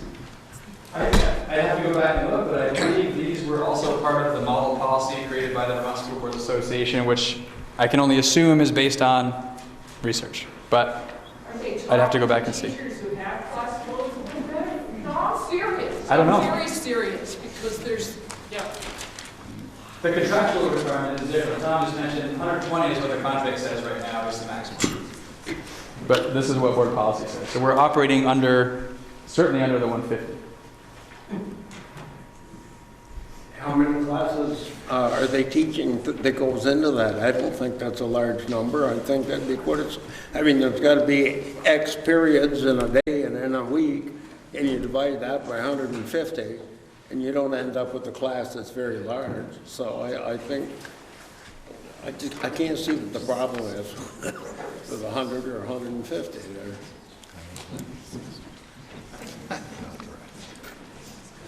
I think that would be a matter of perspective.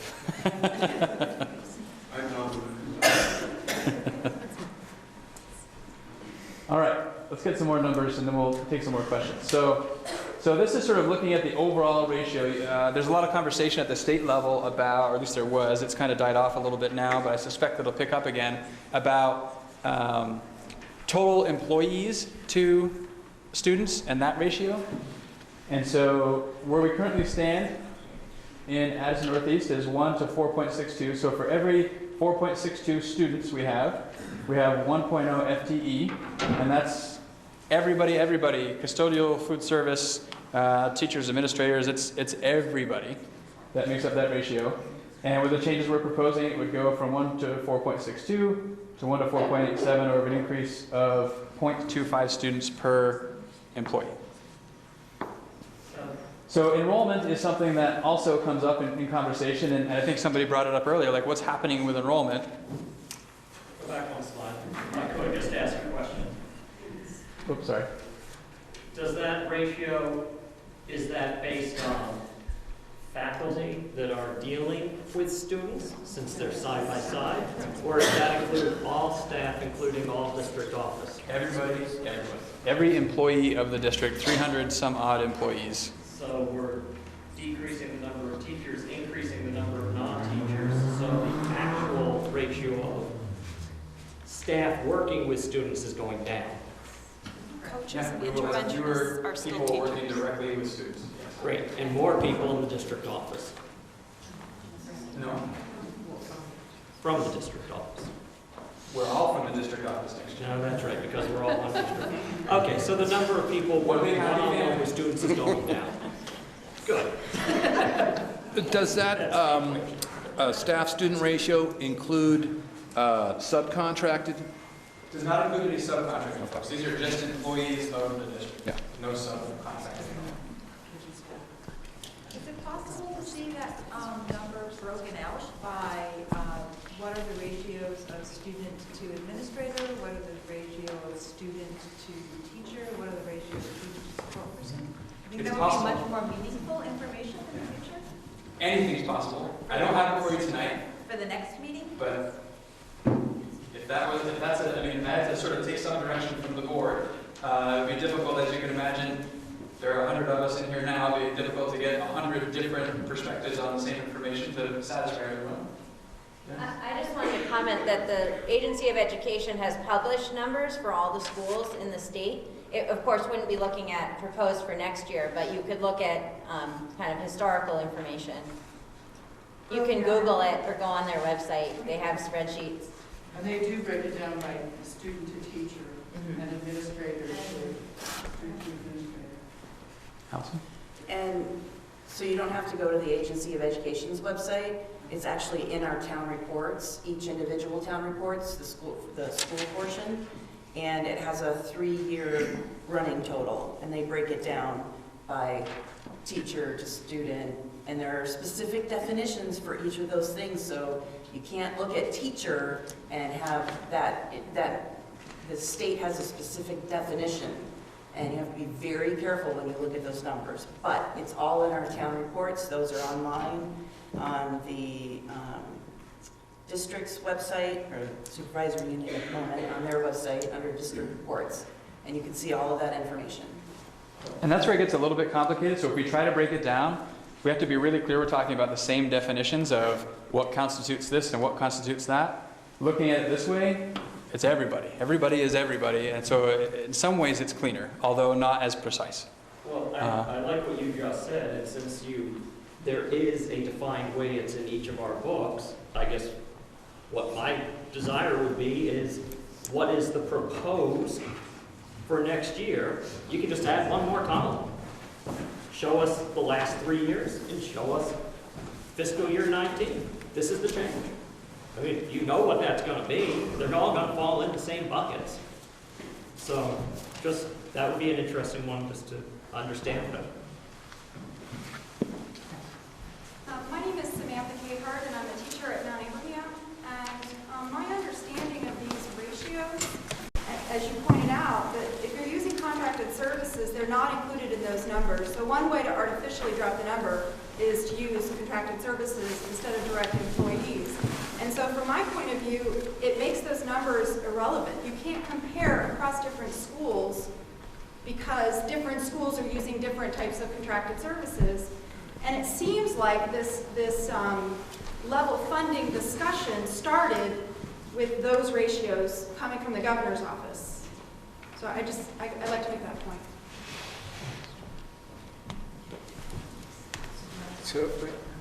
So I see that people are starting to leave, and that's fine. I understand we're getting to our end time. But before you go out the door, if you would stop in the back and fill out the little exit survey that would provide us with some information, that would be great. It's right there on the back table. There's a hard copy, and then if you don't want to sit here and fill it out with a pencil, you can take a little slip which has an electronic SurveyMonkey link to it. And we're going to be putting all the hard copies into the SurveyMonkey link. So that'll save on some resources if you actually take the SurveyMonkey link and do it. But make sure to fill it out, please. Allison, I just want to ask you, with that breakdown, does it talk about custodial staff that doesn't work directly with students? Those are in those numbers. Administrative staff, office staff, everybody that is in the school are in those numbers. The town reports reflect that. The town report I don't think it was custodial staff, kitchen staff, okay, so and we're other not, things. we're not getting the same And numbers IT as staff that. and that kind of thing. And I'll also mention the Agency of Education has different definitions for the same word. So, but that 4.62, is that what that ratio is? So 4.62 versus 4.87, that's every person hired by the district. And that's using who we have right now. Right now. So anything you see And on the then state website or something probably does not reflect who we have right now.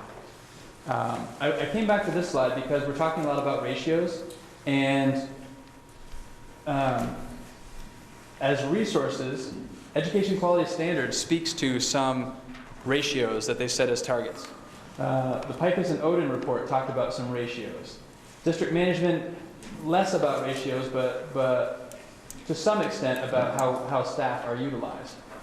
So as we looked at the staffing changes, these were resources that were really important in helping us figure out how, giving us a sense of reason. Are we reasonable in some of the changes we're thinking about making?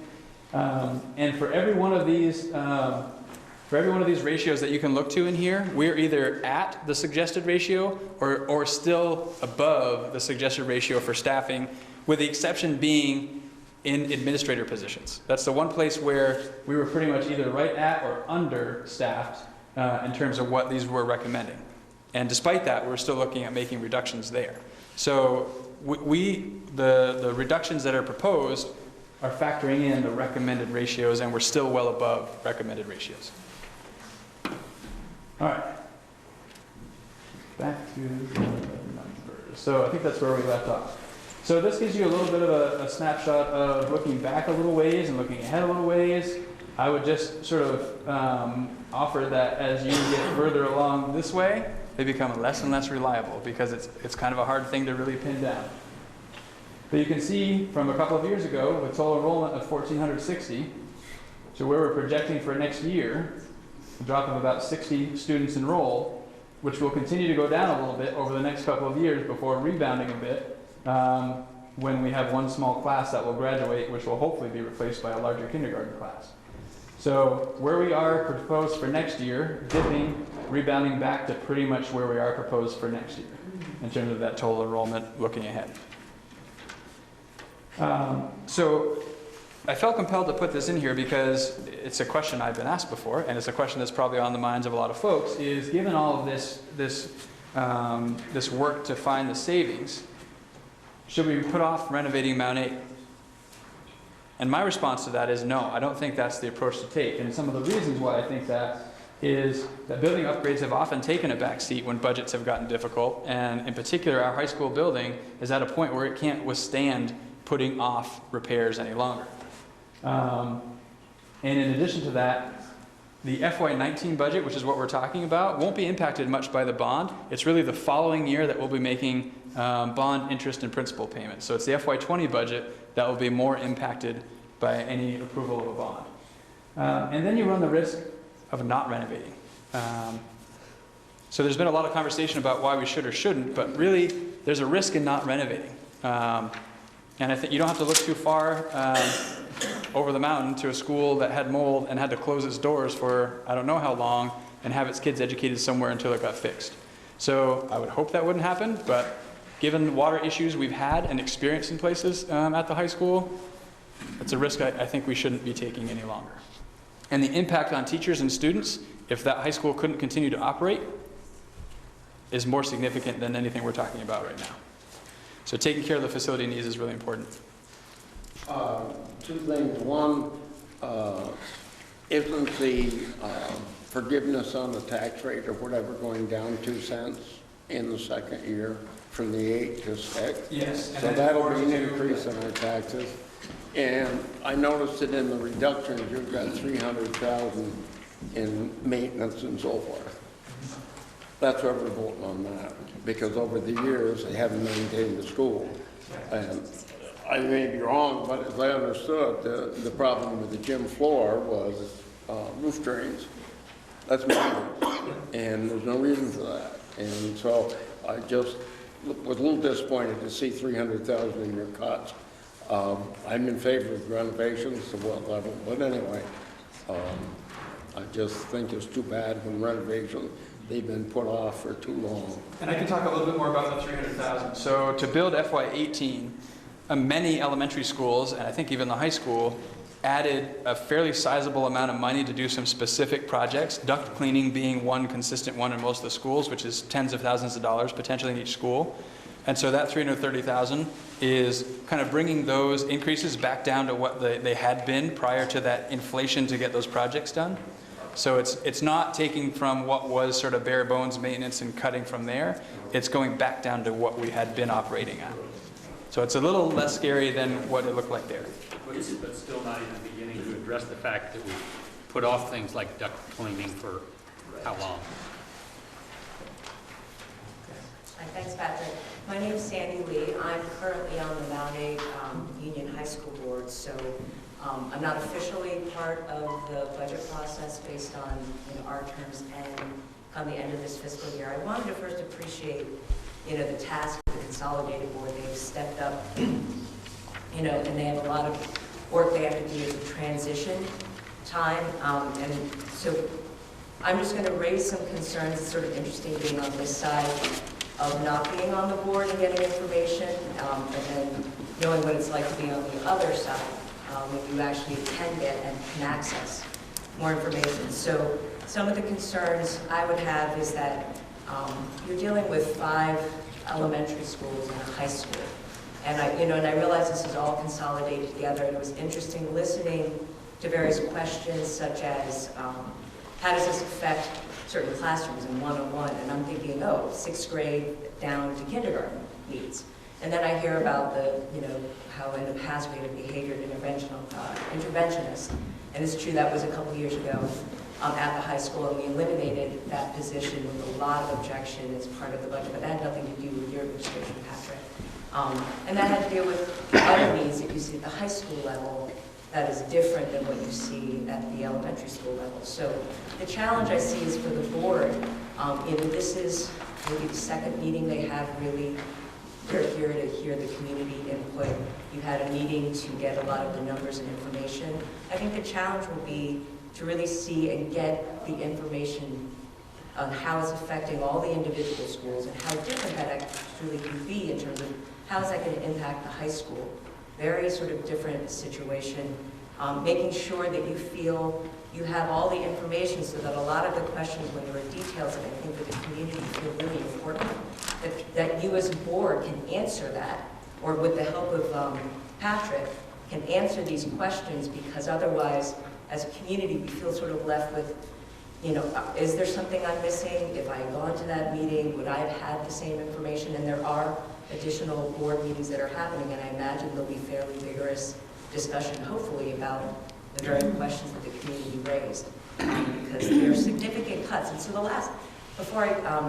other piece I wanted to hit on, Patrick, is the idea of the instructional support model. It sounds very promising, and as the superintendent, I'm very much in support of our policy governance process, which is that as our superintendent, you know, he is our leader and guides us in the direction so that we can meet the ends for our students. And I'm not an educator, I'm a board member, but I have to trust, and I do, that Patrick has done the work he needs to do, but as a board member, I also need to hear in my head and sort out, I see the pros of that process, but what are the cons when we lose the, I may have been number wrong, but I think it was 9 point something special ed assistants. What does that really mean, and what are the cons, and how are we really balancing the gains with the losses? Obviously, from the state, you know, at the governor's level, they've put this terrible constraint on our budget, and we're all feeling it over the state of Vermont.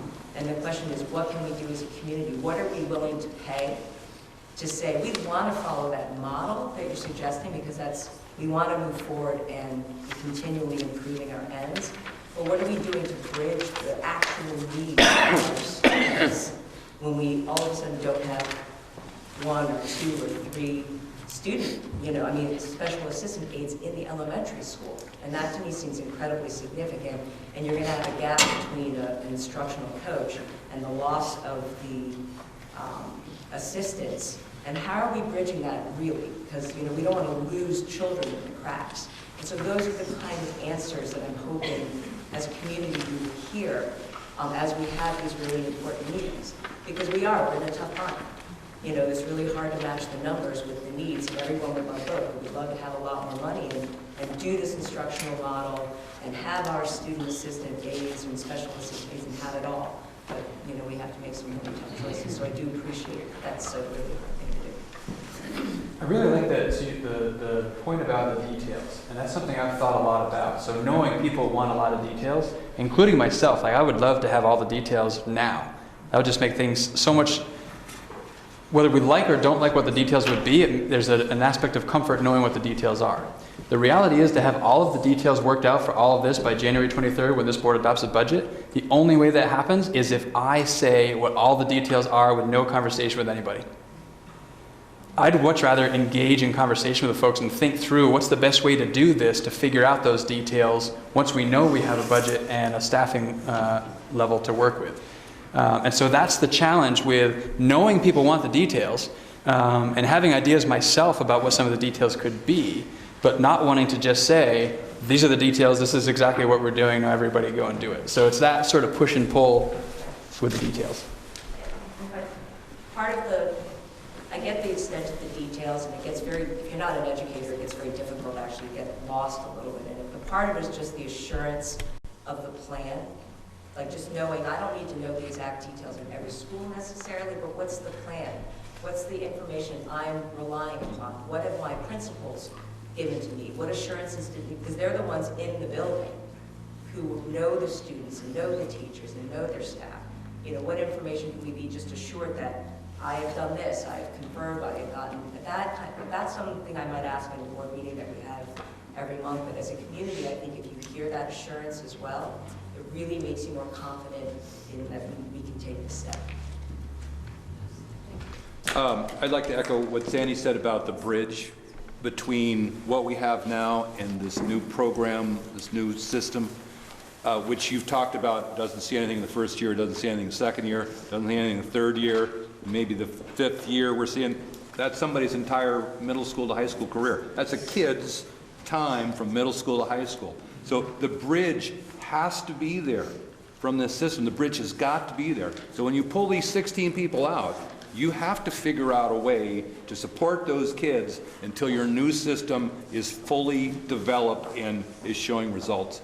Otherwise, you got a kid who's lost their entire high school career or their entire elementary career. Hi, I'm Barbie Collette. I'm a resident of Moncton. I have 2 kids at Mount Abe, and I'm a special educator in another district. And I was listening to Sandy ask about the pros and cons of the coaching model, and I thought I could speak to that a little bit. So I was in the district where Patrick was talking about. We did an intensive consulting coaching model around math. And what I noticed as a teacher was that that kids started to benefit right away. First of all, just because there's a lot of rich instruction that you can put right out there. You don't see it reflected in assessment maybe right away, but I would think that one benefit to a unified district is that I teach at a middle school, and when kids come to the middle school, they've all had teachers who have the same expertise because it was provided through a program of shared instruction to the teacher. So then everybody's on a level playing field. Everyone's had a similar math experience in this case, and they're ready to go. And I'm a special educator, and that included all students. It really did. So I would say from that aspect, it's really positive. I would say what's unfortunate is that these staffing cuts that we're talking about in Addison Northeast, it sort of feels like here they are anyway. These were handed to us by the state. This is an unfunded, here you go, and we're stuck with it. It's very difficult to implement some of the really rich stuff you get if there aren't people in the classroom to do the work. So it's like both. Both things are happening. You have great ideas, you have good information, maybe you know how to write those dynamic assessments that get you away from standardized tests. So all of a sudden you have all this information about how to write a better assessment, but you can't get it done because somebody said you're swimming, right? You're just swimming. So that's where you need the help. And I would say that we have to trust the people who are calling, like the people who are talking and calling teachers and speaking with curriculum leaders. We really have to trust the board to write a great budget, and we have to trust the superintendent and the administrators to implement it. And I actually worked for Patrick, and I feel like I trust him. Like this could work, and it could be a good model. I feel that way. I'm very concerned about cutting staff, but that concern for me lies with the state. That's what we got, and I don't necessarily think that this board can fix that for us. I would say, for my part, those are the people who can hear my concerns about that. But I wanted to say that. I also wanted to say that for my own children in this district, the one regret I have is teacher turnover. That's been the biggest difficulty for my kids. My son is a senior. He's had 4 guidance counselors in 4 years. And so I want to thank the teachers, right? And I would really, where my money goes is write a good contract for these people. They are awesome, and we want to keep them. So if we have good teachers, do whatever it takes to build their expertise and get them to stay here. Thanks. Caitlin Christie, Williston, but I work in New Haven. I want to stay. I do. I don't want to be turned over. I want to stay. My question, though, is what's the reasoning behind the 5 positions taken from K-6 and I'm assuming the 1 from the 7-12? So the difference between K-6 and 7-12 is, so we can look at different grade configurations and things like that. It doesn't necessarily change program offerings to students. When you start adjusting and you start eliminating personnel, core teachers at the secondary level, that also means potentially there are programs that are no longer provided to students. And so we were trying to find a way to make the reductions necessary, stay within the class size guidelines in the board policy, and stay within the ratios that were suggested by those reports, and try to find a way that we're not reducing programming offered to students.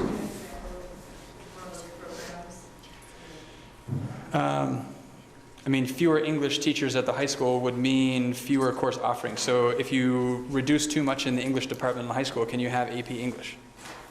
You have to have a certain number of people to offer the breadth of programming that we're looking to offer students. Whereas at the elementary level, your class size may go up, but kids are still going to get the subjects. I'm a little concerned as a skeptic about our consolidation on certain levels. I'm a little concerned that the board is missing, what, 4 or 5 people? A third of the board is not here. I think it might be good to consider alternates, a way to make sure that if this is the one and only board that we have in this district, it's representing a lot of people and a lot of students, that we try to keep that board full. And if people aren't here, get other people to be here. And I know that the state is, in our negotiations last year, the state sort of threw us a lot of curveballs. And I think you've done an admirable job of making a case for doing the best that we can do given the limits that they're putting on us. I would just say that perhaps next year or in the future, let's not be slapping, let's not kowtow to what the state is trying to put over on us. I mean, I think we get a lot of bad stuff coming down from the state, and we don't necessarily need to follow what they put down. One other thing is on Saturday, I just wanted to mention there's a bunch of us that are organizing. Some of us are here. We're going to have a meeting at Bristol Elementary School starting at 8:30 to discuss Mount A, the middle and high school, and how it fits in to a broader conversation about our resources, our students, how we can do the best we possibly can for them and for our future. So if you're interested in that broad topic, please join us on Saturday. Somebody here might want to add more, I don't know. But thank you.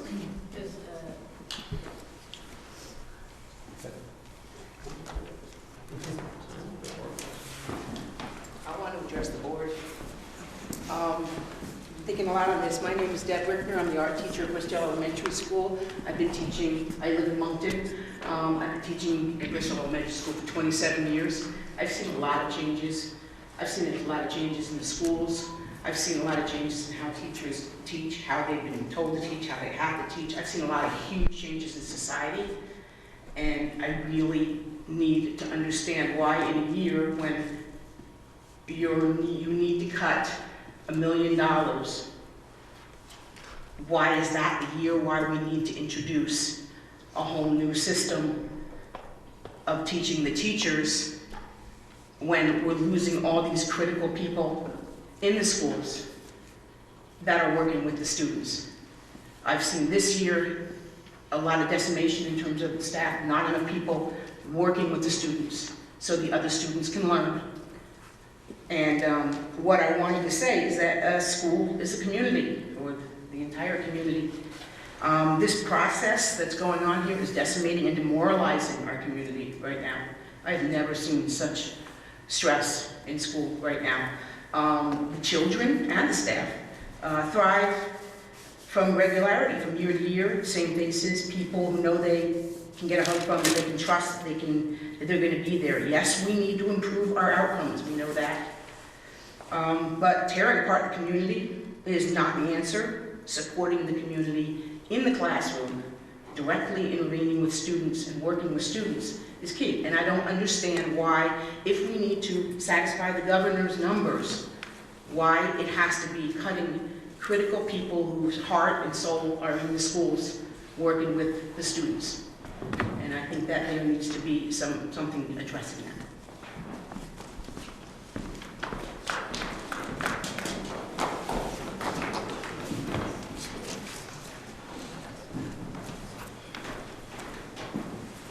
So, a few more numbers. So this is sort of a breakdown of the expenditures. So this is that total expenditures line. Of all the expenditures, just under 21 million would be categorized in the area of instruction and support. So that's 72.7% of our budget is really directly about teaching and learning, working with students. 3 million, a little over 3 million for leadership and business, about 3.5 for facilities.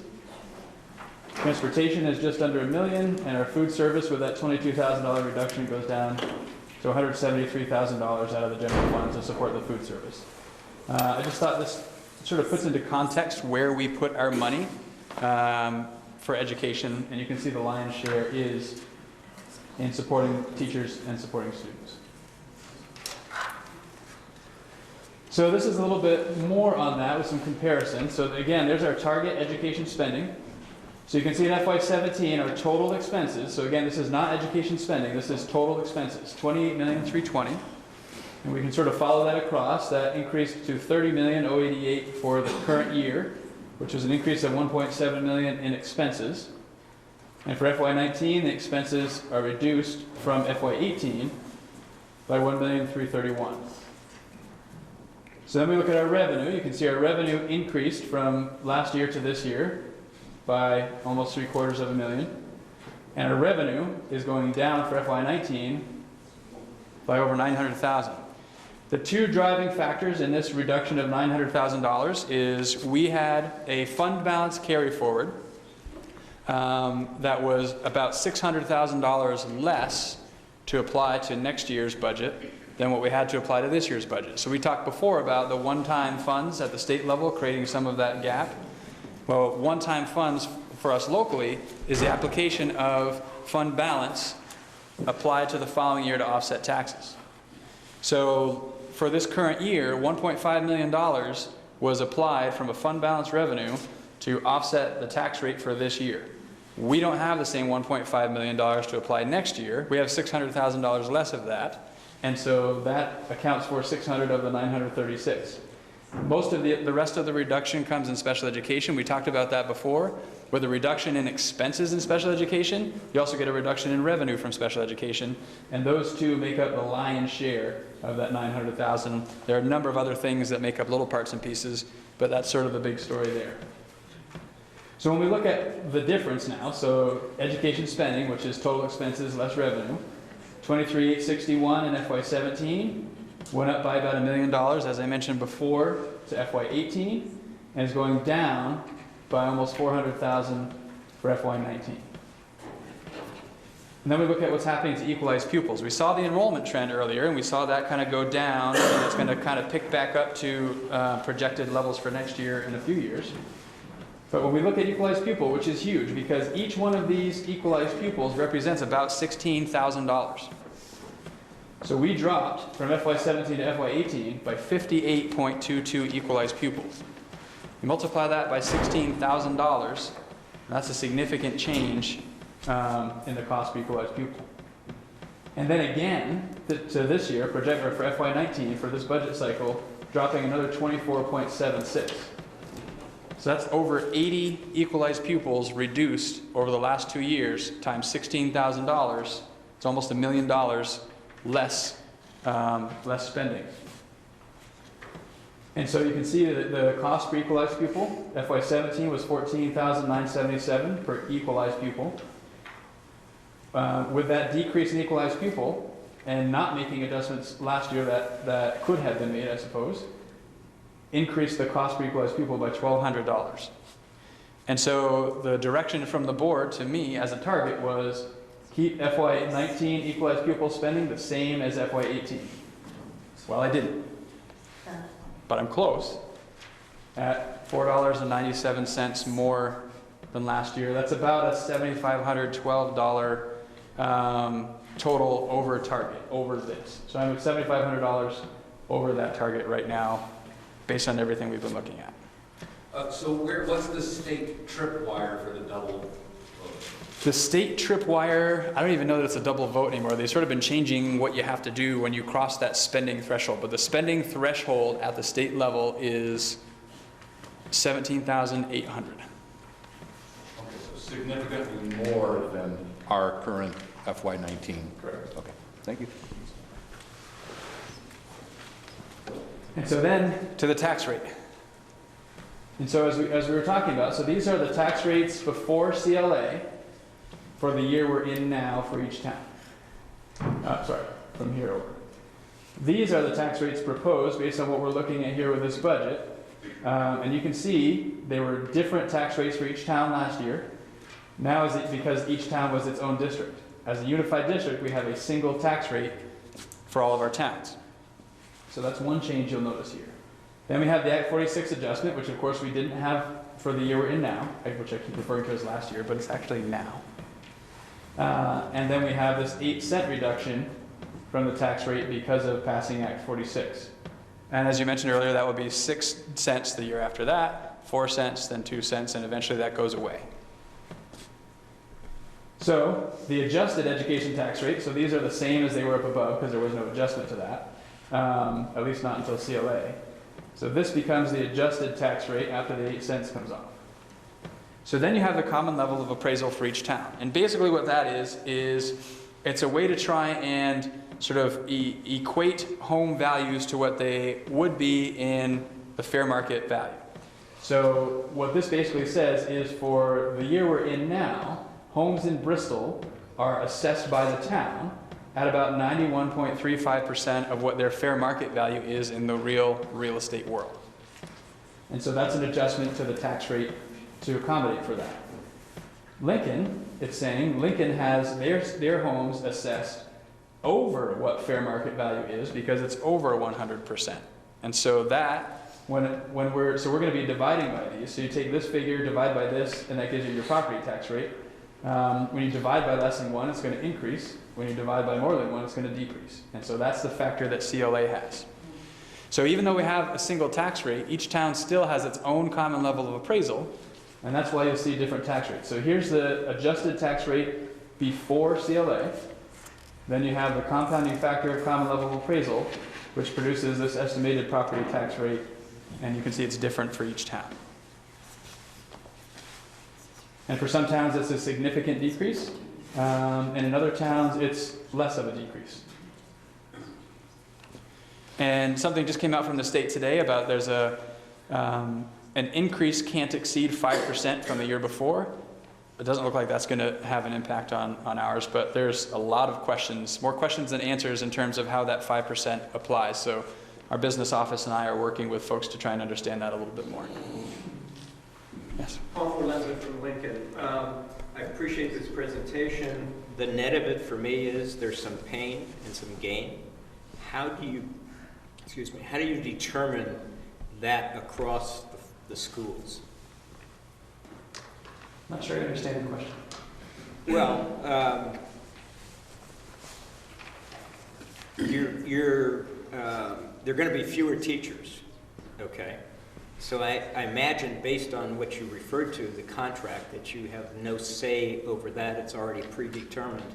If you have one school losing more teachers than another, is there some mechanism to sort of equalize that, if you will? And do you take into account that some schools are losing more students than other schools? So one of the benefits as a single district will be, as we look at staffing, we're looking at equity across schools. And as a single district, to be able to achieve that equity across schools, we would have the flexibility to assign staffing to different places to realize that equity. And so that's part of the lens we'll have to take as we figure out exactly what next year looks like. So that it isn't, one school has an average class size of 11 and another has an average class size of 27 to give us the total average across. Like, we have to look at equity across schools in a lot of different ways. So there are a number of different components to this concept of equity that we have to look at with different lenses as we apply allocation of resources across schools.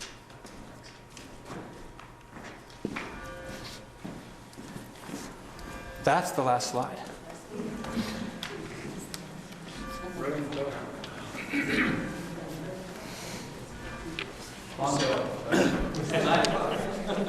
Just a comment on common level of appraisal, because somebody had commented earlier, New Haven's is going up about 5 cents. 2 of that 5 cents is just because their common level of appraisal dropped. So 2 of that 5 cents has nothing to do with any change in the budget. It just has to do with the fact that you're that much further away from doing a town-wide reappraisal. Your appraisals have gotten more out of whack. That's all we're taking responsibility for. Yeah.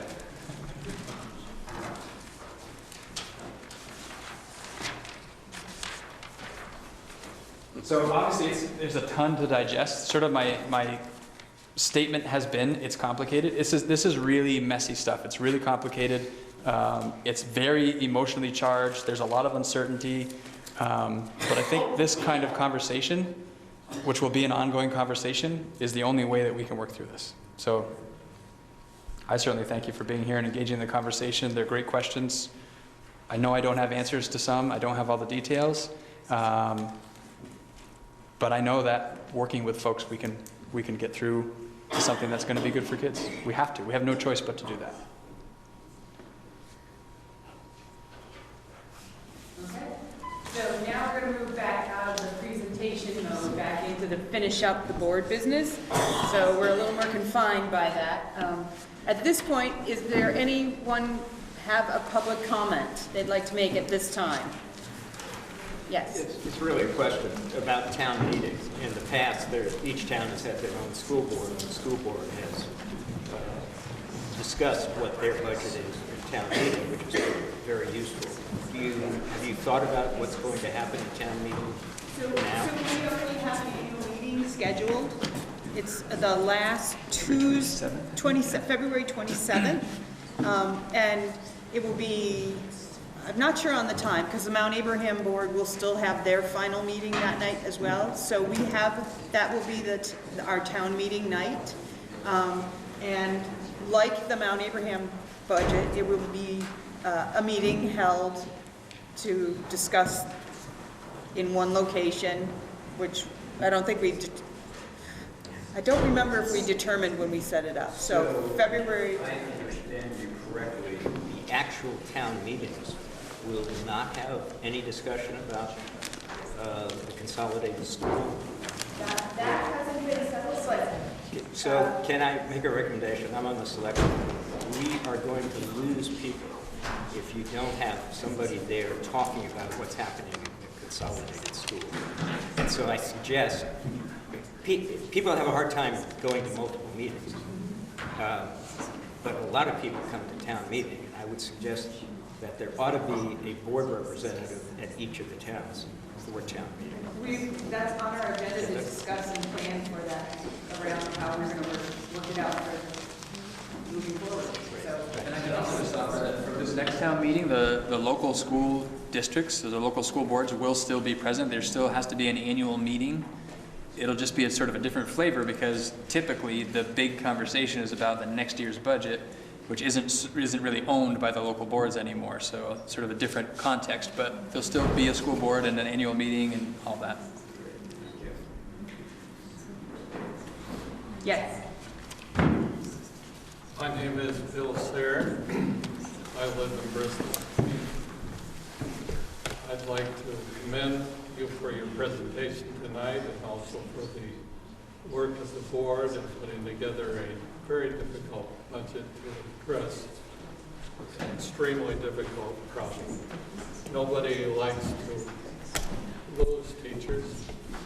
We all have appreciated the teachers that our children and grandchildren have had, but at the same time, we really do have to bear in mind the terrible strain our Vermont economy is under. Losing 6 people from our labor force every single day, and 3 students, is significant. Never mind the baby that's born opiate addicted every day. any other service or business that loses customers, loses 30% of their customers, has to reduce staff. It's a unavoidable conclusion, and we've not, as a state. Matter of fact, our student population's gone down 30% over 20 years, and our staff has gone up. And I know in each case there was probably a good reason for that, but we've got to the point now where the cost to the taxpayer is simply unsustainable. And one of the reasons our economy isn't growing is because some people have decided to move to another part of the country where their taxes, their property taxes, are lower. And businesses grow their companies in other parts of the country where their taxes are lower. So if we want to start reversing the trends that are underway and that are affecting us adversely, we have to adjust our spending to match the revenue that we can sustain. So I thank the board for their good work. I recognize this is a hard choice for everybody in this room, but it's one that we have to make. Thank you. Anyone else? I'll take a motion to adjourn from the board. Motion to adjourn. Sarah, all right. At 9:09. Is there a second? I second. Andrew? All those in favor of adjourning, please say aye. Aye. Thank you all for staying. Thank you. Thank you very much.